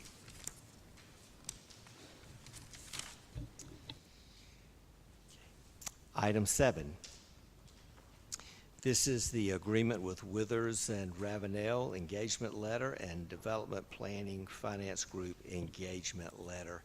And just very briefly is that this is important for many reasons, but one, it shows the process as we move through a development. Any development, we're looking at the impact that this development will have on our city in numerous ways. And so that is the reason for these studies. And again, it's part of the process, and it's good that we're doing this. And I'll turn it over to City Manager Mr. Hargrove. Thank you, Mr. Mayor. As you mentioned, both of these analyses will concern the Indigo Phase 2 PUD application that's currently on file. The first one is the Development Planning and Finance Group, and its proposal will conduct a fiscal impact analysis that will project direct public revenues and costs associated with the planned Indigo Phase 2 PUD. An analysis will be conducted to study the impacts of an R20 subdivision, which is the current zoning, on the city. This portion of the analysis will establish a baseline of estimated impacts. The second part of the study will establish impacts of the current application on file, which is a PUD. The Withers and Ravenel proposal will focus on the development impact on existing infrastructure, as well as help understand the cost of maintaining additional infrastructure to include stormwater conveyance, streets, sidewalks, and water and sewer infrastructure. However, at this time, the anticipation is that the county will provide water and sewer service to Indigo Phase 2. Staff, after guidance from the Cape Fear Council of Governments, reached out to numerous consulting firms regarding requests for qualifications for these impact analyses. An RFQ was also submitted to the North Carolina Department of Administration's historically underutilized business website. Several different consulting firms and engineering firms responded. Several firms declined the project due to the time constraints involved. However, those that were interested submitted proposals to provide these services. DPFG and Withers and Ravenel have provided the best proposal at this time. The effort to identify the consultants was conducted by City Planner Thomas Lloyd and myself. The analyses will be a true third-party independent assessment of this development. However, for full disclosure, the city has asked Ballhead Limited to absorb parts of the cost associated with the analyses, and they have agreed. A confirmation email from Mr. Chad Paul confirming this agreement has been received. Funding for the city's portion of the cost will come from the Board of Aldermen's contingency line item in the budget. Approximate cost to the city for these analyses will be $42,000. In addition, Ballhead Limited has agreed to pay for the cost of a traffic impact analysis that will encompass the boundaries of the city to determine the impacts of this development on our entire city road structure. Staff recommends that the DPFG and the Withers and Ravenel engagement letters be approved. I will accept any questions from the board at this time. Mr. Hargrove, I applaud you and the staff for working on this, and we've had a lot of conversation about that. But I want to make sure that if I read it correctly, in neither of the statements of work for either company, is, at least I couldn't see it.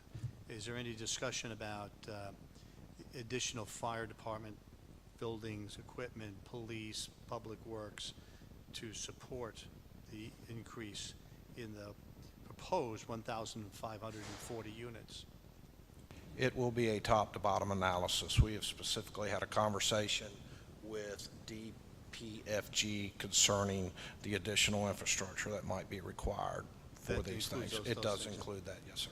Excellent, thank you very much. It says in the, packet, they will provide services to both the private sector and the public sector. A physical impact analysis would focus on the projection of the direct public revenues and costs associated with the development of this scope on the city's general fund. And also they would look at the cost benefit, feasibility, and also the public infrastructure that would be affected. So I think that would, Yeah, I read that. I just wanted to make sure that I was reading it correctly. think Because, it a fire includes all department that. building is, I don't know, 4 Sure. million, and then the equipment is 5-6 Sure. million. Sure. So there's a lot of money involved in that. Right. So when I read that, I assumed it, and it's a good point that you bring it up, that it would include all of that. That's why they wrote it in such a general fashion, I think, to make I sure have- it did cover that. I'm sorry. I have one question on you said it right at the end about Indigo has agreed to pay for a traffic study. Now, do we get to pick whoever's doing that study, or will that be independent? No, we agreed with Ballhead Limited that they have already conducted a traffic impact analysis of what they call crucial intersections here in town that they feel like their development will impact. It was decided in a meeting that since information had already been submitted to the group that did the current TIA, is that it would be best if we went ahead and moved forward with that particular group, because the data is the data. It can't be manipulated to be in any person's favor. And this is a national firm that does this type of work. Their reputation is stellar, and so we feel really comfortable that it will be done correctly. And I want to just echo my thanks in staff having this done. I've been advocating for this since this project first came to us. And I think it's definitely the right thing to do, and I think it'll help us tremendously in our analysis of this project. I'm familiar with both these firms, and they're both excellent and top-notch. It's very gratifying to see that we've picked some really good firms to work with us. Thank you, Alderman Allen, for that, since you have that great background. That's a big benefit to the city. And Alderman Davis, thank you for those comments about the traffic impact study. In fact, questioning which firm's going to do it, and so that they already have a firm that started part of it. I think it does work well that they continue in that direction. And Alderman Alt, thank you for your concern to make sure infrastructure means fire, police, and that type of thing, because these are very expensive items that the city will face to accommodate that size of a development. So again, for the citizens, this is part of the process. We're not rushing through anything. This is a process that will take months and months, and it should. This is a big decision for our city, and I applaud the staff for working through it step by step. That's what's required, and so I appreciate that. So are there any further questions or discussion on these letters of engagement? Okay. I'll I'll move entertain a that motion. we authorize the city manager to sign the engagement letters with Withers Ravenel and Development Planning and Financing Group in conjunction with Indigo Phase 2. We have a motion. Is there a second? Second by Alderman Alt. Any further discussion? Mayor Pro Tem. Yeah, just wanted to mention, you said that it would be for $42,000 for the city's portion of it. Okay. According to this memo, Withers Ravenel's 42 and DPFG's 28. Is that correct? So our total 70,000. Yes, but, And is Ballhead paying part of that 70, Paying or the does that? half, yes. Their half. So Yeah. so it's 35,000 Yes. is our total cost. And again, yes, that's correct. So they're willing to, this is a collaborative effort, and so they're showing good faith. The city's showing good faith in how we move forward to make sure that the process is thorough. It's going to be a thorough process. It's going to be fully vetted. So any further discussion? Okay. All in favor? Any opposed? Okay. Motion carried. Thank you.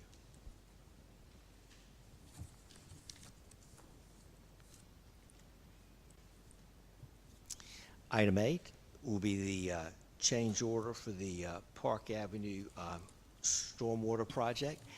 And again, sometimes when you, when you do a project, you think you know what's there, and what's there is not there. Something different is, and it's really no fault of anyone's. And so I just wanted to lay that foundation. It's for example, the metaphor for me is if many times when I see someone with a laceration, once I get them numbed up and able to explore it, I see a piece of foreign body. I may see a tendon that's torn that I didn't know was there. And it's no fault of anyone. Or a police stop. They may stop someone for speeding, and then they look in the back seat and they see you see a duffel bag with $100 bills flowing out the back on the floor. So again, something you didn't expect. So I just wanted to let you know that that's what this is sort of about, something that we did not expect. And I will turn it over to the city manager, Gordon Hargrove. Thank you again, Mr. Mayor. So as he referenced, this is a change order for the Park Avenue Extension Storm Drain Project. In August 2021, a purchase order was entered for Hickman Utilities in the amount of $29,995. This PO was for the replacement of an existing concrete pipe that was collapsing. After replacing several hundred feet of deteriorated pipe, they finally uncovered undamaged pipe and found that it was larger than the new pipe. Hickman submitted another estimate for the revised project. As the mayor referred, this is really, it's not a bad estimate by Hickman. You can't see what's under the ground. They estimated because of an outfall pipe was at 15 inches. They felt like the 15 inches was consistent throughout the entire length of this project, and it wasn't. When they started pulling up pipe, it was collapsed. It was full of mud. It was just, some of it was corrugated metal, some of it was concrete that was all busted. And so really, I would be remiss if the city tried to hold Hickman's feet to the fire on this estimate, simply because you can't know what's underground. You don't know what you don't know. So I would like you to consider a change order for this project. If you'll see, the original estimate was $29,995. We've already paid $18,087. There's the remainder of the original PO is $11,908. There's a new estimate to complete this project of $54,720. So I'm asking the board this evening to authorize a change order in the amount of $42,812.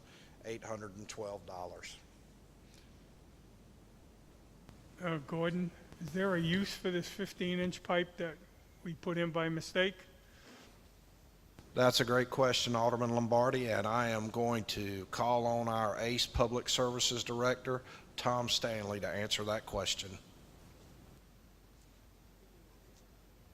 Huh? I'm not sure about the ACE, but I'll fill in. Good evening, guys. Alderman Lombardi, that's a good question. Some of the $18,000 that was paid was for work completed, and also the pipe that had to be purchased originally for this project. We have an excess of around 500 feet of that 15-inch HDP pipe. I will say that we can use it in the city. As a matter of fact, the upcoming storm drain project that's right there beside Oliver's, that's going to take place the first or the middle of February, 160 feet of that pipe will be used there. We'll be only paying for labor and Very asphalt good. and rock. for Well, that project. helps. I hope that from now on, we're kind of keeping track of sizes of pipe that we put in the ground, so that for future, we have these. Duly noted, yes, sir. Okay, thank you. Questions for Mr. Stanley or Mr. Hargrove? We don't currently have a study of our stormwater right now. Do we have any type of stormwater study that's been completed to show drains like this, to document that? We don't. And we don't have a place where we're keeping that information. We have very little information. Ms. Carroll, if you hang around long enough, you will see that in the past, we have very little information, very little plans for things that were done way in the past. I don't know when this original storm drain was put in on Park Avenue Extension. Yes, Park Avenue Extension. I don't know when it was originally put in, but it appeared that various different pipes were put in. Obviously, a few different size pipes were put in, so maybe the city just threw in what they had or what was available at the time. But no, record keeping is better now, especially with things being digitized. It's a lot easier. But what we have is what we have, which is a lot of nothing. Yeah, and we have budgeted and talked about, hiring an engineer for an overall stormwater plan. We just can't try to just fix one spot. I mean, we really have to look at the overall plan. And I appreciate, Mr. Stanley, the project in front of Oliver's that you and I went down there, and that is it really needs to be done just to keep that area from flooding. And I appreciate you being able to get started on that soon. So, and that we can use those pipes. So that's great. Not, if I may, not directly, that doesn't directly answer your question, but sort of tangential, I can't say. Tangential, yes. It sort of answers it. We are applying for a grant, I believe, that would enable us to undertake a comprehensive look at our stormwater issues and needs and start planning for the resolution of those problems. Yeah, but it has to be a global answer, and we're certainly aware of that and are working towards that. So any questions in terms of the purchase order for the storm drain project at Park Avenue Extension? Any further questions? If not, I'll entertain a motion. Move approval of the change order for the Park Avenue Extension storm drain project. Okay, there's a first by Alderman Allen and a second by Mr. Lombardi to pass the change order for Park Avenue Extension. Any further discussion? I'll just add in the amount of $42,812. All right, perfect. $42,812. Any further discussion? Okay. All in favor? Any opposed? Okay. Motion carried. Thank you. Thank you, Mr. Stanley. Thank you. Mr. Hargrove. Okay. Next item, committee reports. Mr. Allen? Okay. Alderman Carroll is going to be on the July 4th committee, so we'll be hearing from him. We're glad that July 4th is coming our way, and Randy Jones, our Director of Communications, the chairman of the festival this year, so we look forward to a just a wonderful and a big July 4th in Southport. Mr. Alt, you know what he is will be informing us about on the committees he'll be serving on, so thank you for that. And Alderman Davis. Forestry Committee met. The new trees, the 12 trees that we've been able to get for this new planting this year, we'll be picking them up right at the beginning of February, and the planting will begin then. The nursery that provides them is closed in January this year. So we're very fortunate that we've got 12 really good trees this time, and they're nice size. None of them are gnarly, and they're good trees.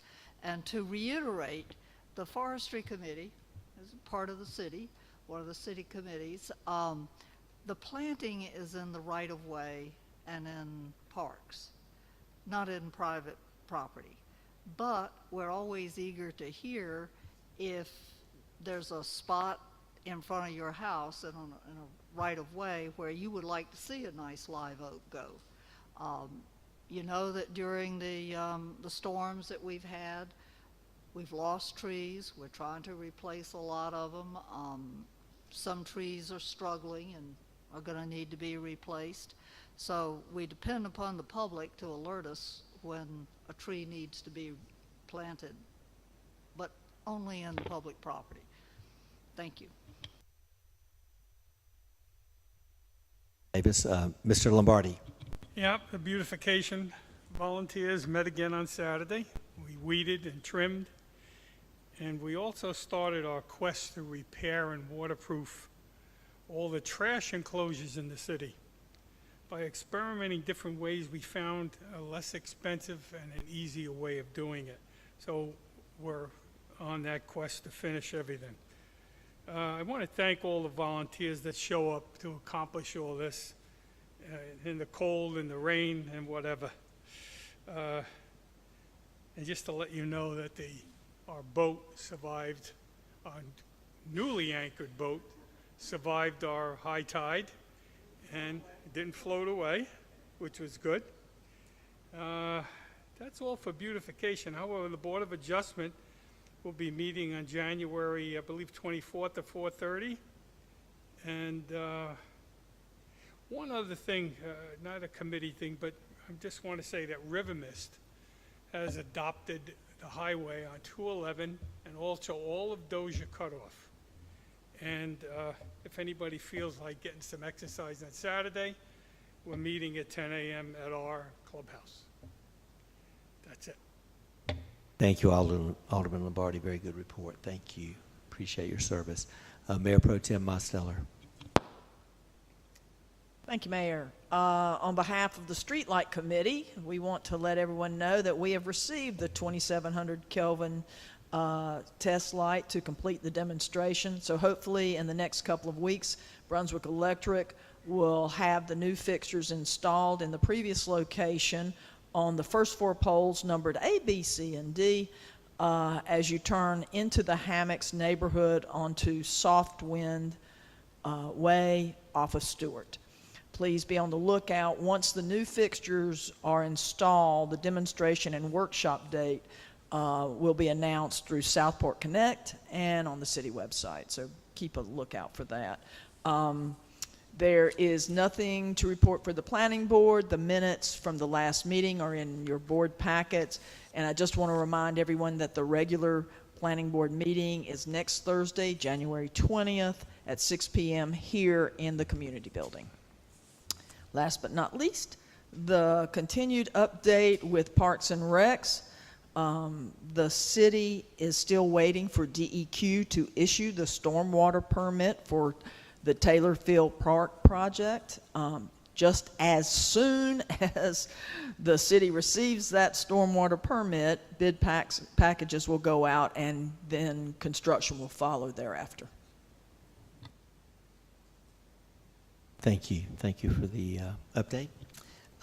Next will be our manager's report. Mr. Hargrove. Thank you, Mr. Mayor, and I am just going to piggyback real quick on Alderman Mostetler's comment about Taylor Park, that I want to reiterate that the first phase of that project will include a dog park, parking lot prep for restrooms and shelters. So we're really looking forward to that. It's been a long time coming. We just hope we can get through this last comment period without any comments. The city has applied for the second CAMA exemption for the second phase of the city dock. So keep an eye on that. We're expecting that at any time. I would also like to let the board know that in order to improve city efficiency, our Southport Code Enforcement Officer, Chris Martin, has started shadowing City Planner Thomas Lloyd in preparation to be the staff representative to the Forestry Committee. And that's all one more thing. All the budgets look good. All departments, their expenditures are right where they should be. At this point in the fiscal year, they should have about 50% of their budget left. All departments, with the exception of one, are at or above that, and the other one is within a couple percentage points. I'm not worried about that at all. So everything's looking good from a financial standpoint. I would be remiss if I didn't thank the rate committee, Alderman Mostetler and Alderman John Allen, and Finance Director Trexler. I know that's been a really heavy lift. Y'all put a tremendous amount of work into that. It's not an easy thing to do. So I want to thank you for undertaking that project. And that's all I have for this evening.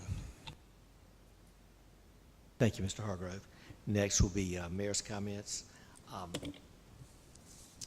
We had our workshop this past Tuesday, and I just want to thank the city staff for their presentations. I want to thank the city manager for putting this together.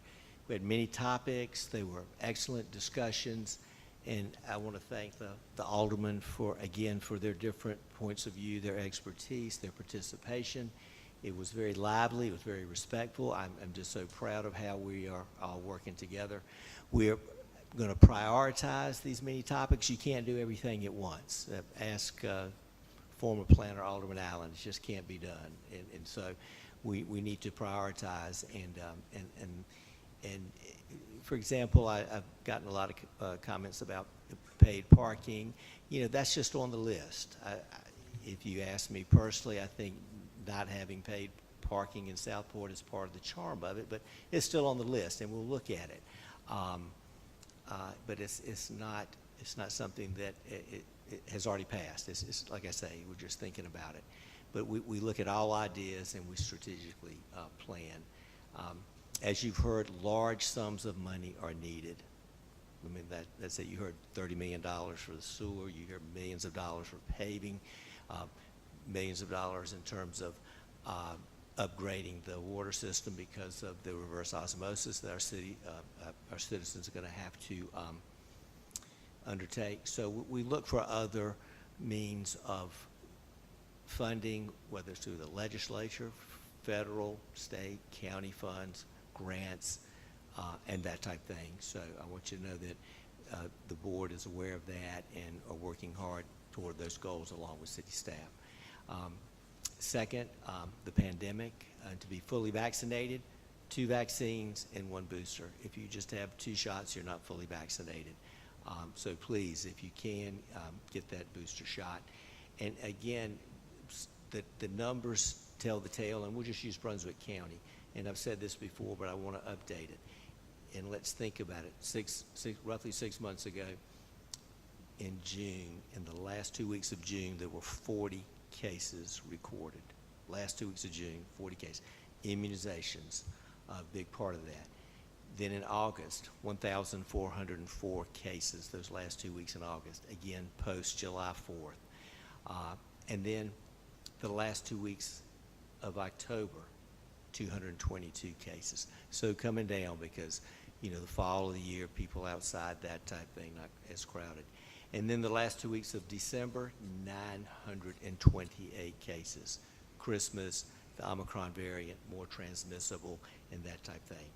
So, and remember, it's not just COVID-19. There's influenza, there's RSV, there's rhinovirus, the common cold. So again, remain vigilant. That's the most important thing. Protect yourself while protecting those around you. That's just so important. In terms of, I've gotten this question a lot. You know, they said for essential workers, there was a 5-day isolation because the first 2 days prior to symptoms and 3 days afterwards is the most transmissible. And so the science tells us that, but even if you're not an essential worker, if you're thinking about going by that paradigm, it would be best to get a negative test before, especially if you've isolated from your family and that type thing. You may want a negative test before returning to work or having your family come over. I've been asked by one of our citizens to just give an update on something that was important to him, and happy to share it. It's called the Night to Shine. Night to Shine is an unforgettable prom night experience centered on God's love for people with special needs, ages 14 and older. Brunswick County Night to Shine will serve as part of more than 700 hosted areas in 34 countries around the world that will host Night to Shine simultaneously on Friday, February 11th, 2022. And this is sponsored by the Tim Tebow Foundation.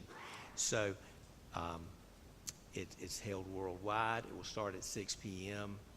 And this is a pre-recorded event. It will only be accessible through a link sent by the Tim Tebow Foundation, and it will be emailed prior to the event.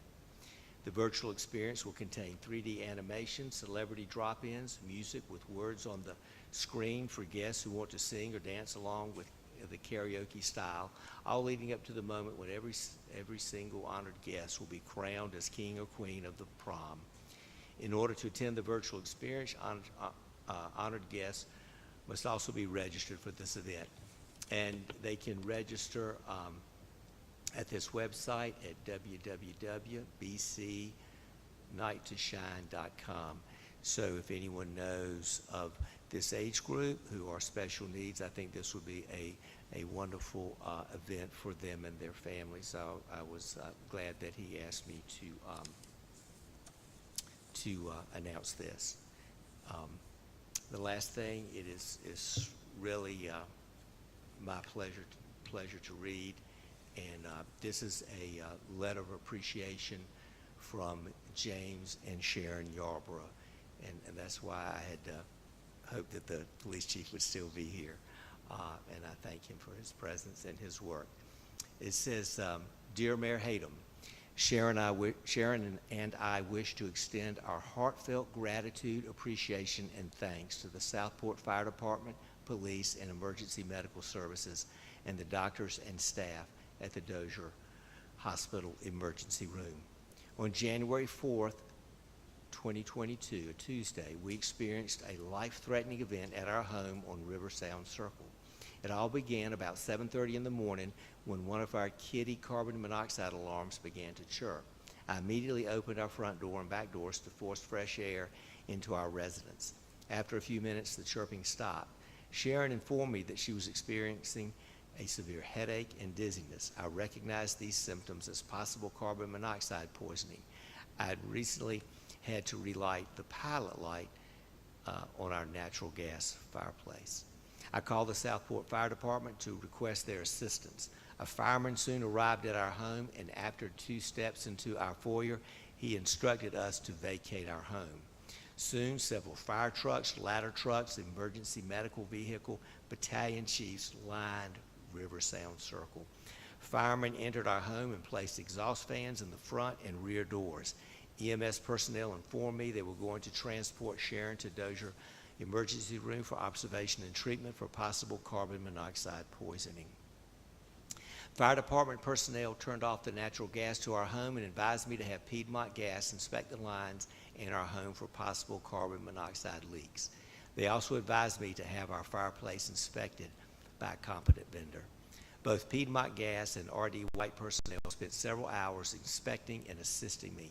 Needless to say, the old gas fireplace is being replaced.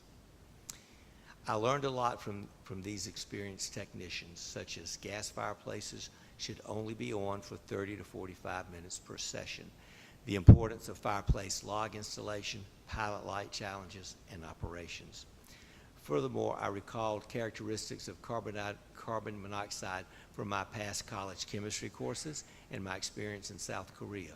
CO is an odorless, colorless, tasteless gas produced by burning wood, charcoal, propane, and engines. It is a sly, quiet killer. The Koreans use charcoal for cooking and heating. During my tour, frequently entire families were asphyxiated from the improper use of CO.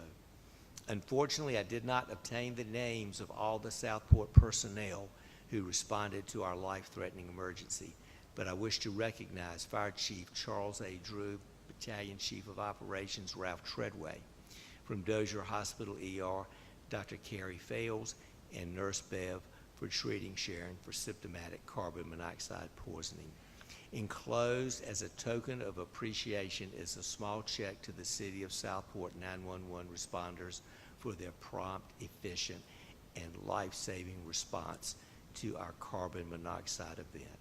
Sincerely, James Yarborough and Sharon Yarborough. And they enclosed a check for $1,000. So I really want to. I'm saying thank you.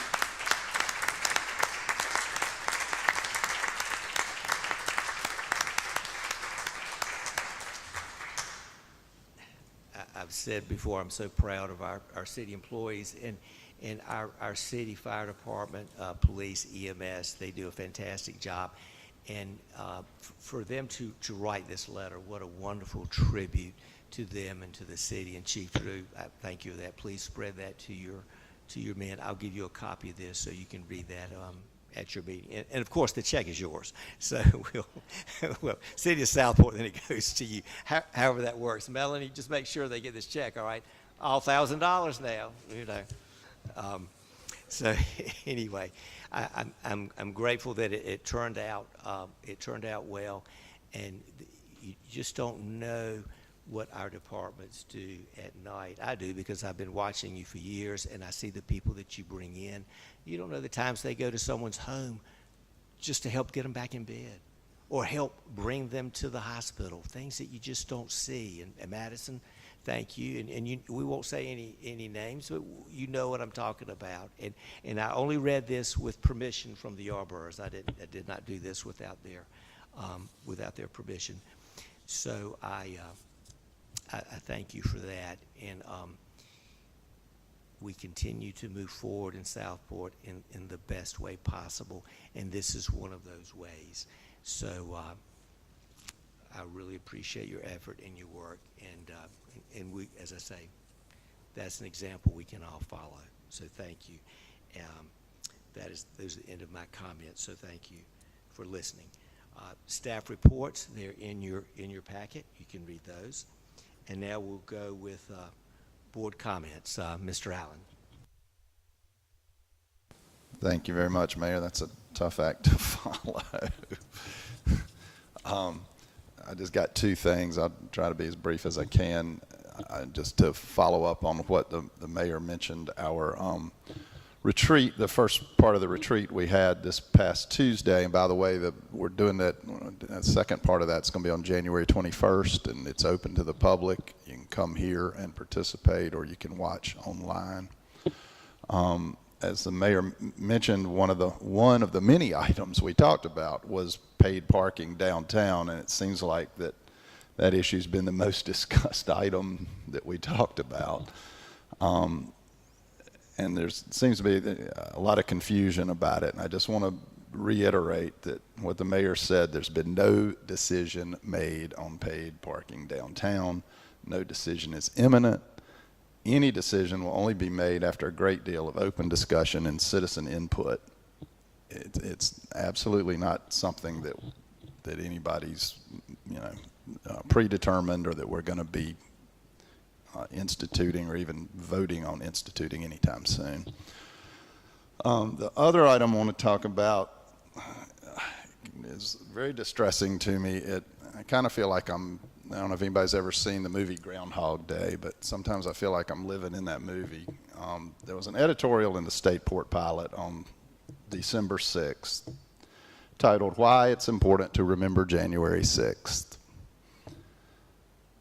This unfortunate editorial recast the events surrounding the 2020 presidential election as a fictional what-if regarding the Southport mayoral election in 2021.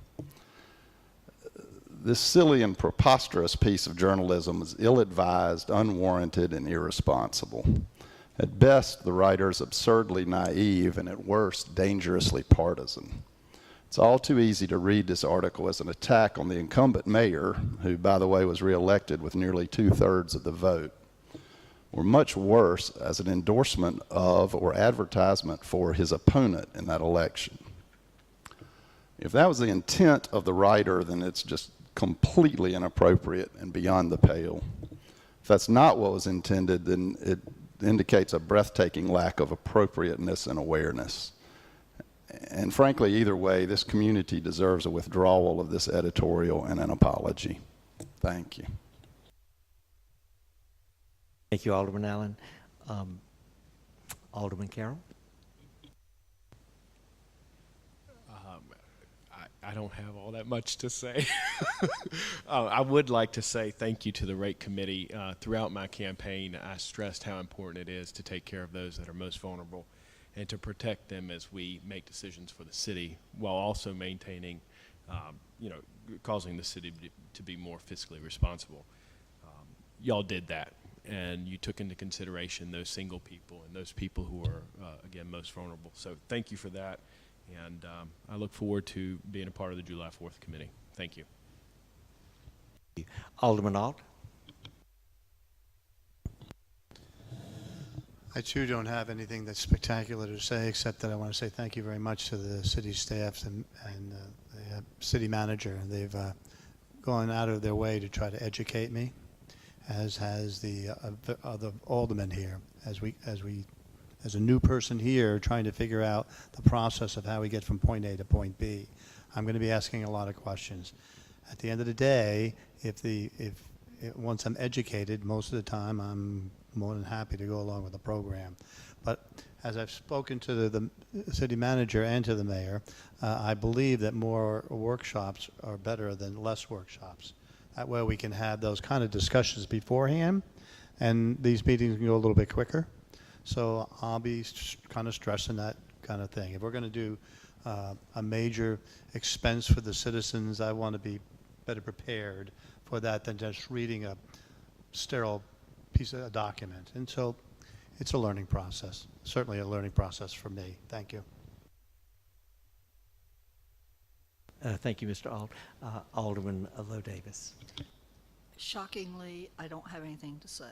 Thank you. You have spread your wisdom wonderfully tonight, so thank you. Alderman Lombardi.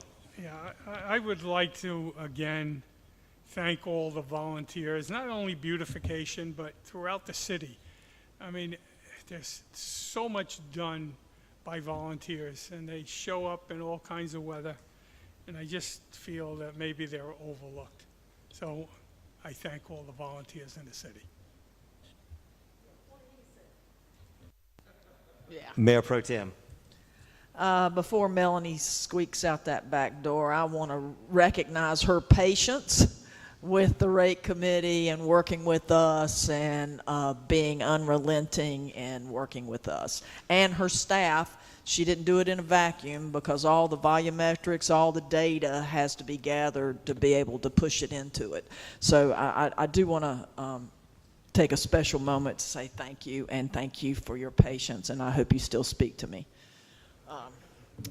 I only have just one thing. A few years ago, we started funding, and this is back to what Robert said, we started funding the Neighbors for Neighbors program to help neighbors with financial challenges reduce the monthly impact of the increased water and sewer rates from a few years ago. And that's what sort of was because in the state of North Carolina, just FYI, statutorily, we're not allowed to within a fund, within the enterprise fund, to give somebody, a participant, a break. So we had to do a sort of an end run around that, and this fund is administered through the Brunswick Family Services nonprofit, and I would like to ask us to review the number of citizens that are participating to make sure this resource is being utilized, and to see if we can raise the amount offered to our citizens, and to see if the qualifying income can be raised. For example, the guidelines for the CARES Act funding to determine income eligibility is higher than other data I've seen. So I don't know what Brunswick Family Services criterias are and what they feel comfortable doing, but it's important that the available funds are utilized to the extent possible. And I would ask the city manager to facilitate a review with Brunswick Family Services of Southport's Neighbors for Neighbors program, and make recommendations if within the budget eligibility can be broadened or the aid could be increased. So I'd like to ask you if you would do that. And that's all I've got. Great program and great comments on that. Thank you. Gal, I hate we're at the end of our agenda. It's been a very good meeting, and I mean that sincerely. This is the work that we do for the citizens, and this is the one time each month that you see us together and how we function, how we prepare, and how we discuss city government and how we improve the quality of life for our citizens. And in terms of our agenda packet, I appreciate the hard work that goes into that. And no, it's not a Nicholas Sparks novel, but it has good information in it. And I appreciate the work that goes into it. And Alderman Allen, thank you for the comments on the editorial. I read that, and it was quite shocking. So I appreciate, and I did not know you were going to mention that, and I was not going to say anything about it also, but since you brought it up, it was shocking. But we move forward. It's a free press. It's okay. But I'm proud of this board. I'm proud of this meeting tonight. We will continue to move forward. And without any objections, I'll obtain a motion to adjourn. Lowe Davis and Mayor Pro Tem. All in favor? Meeting adjourned. Thank you.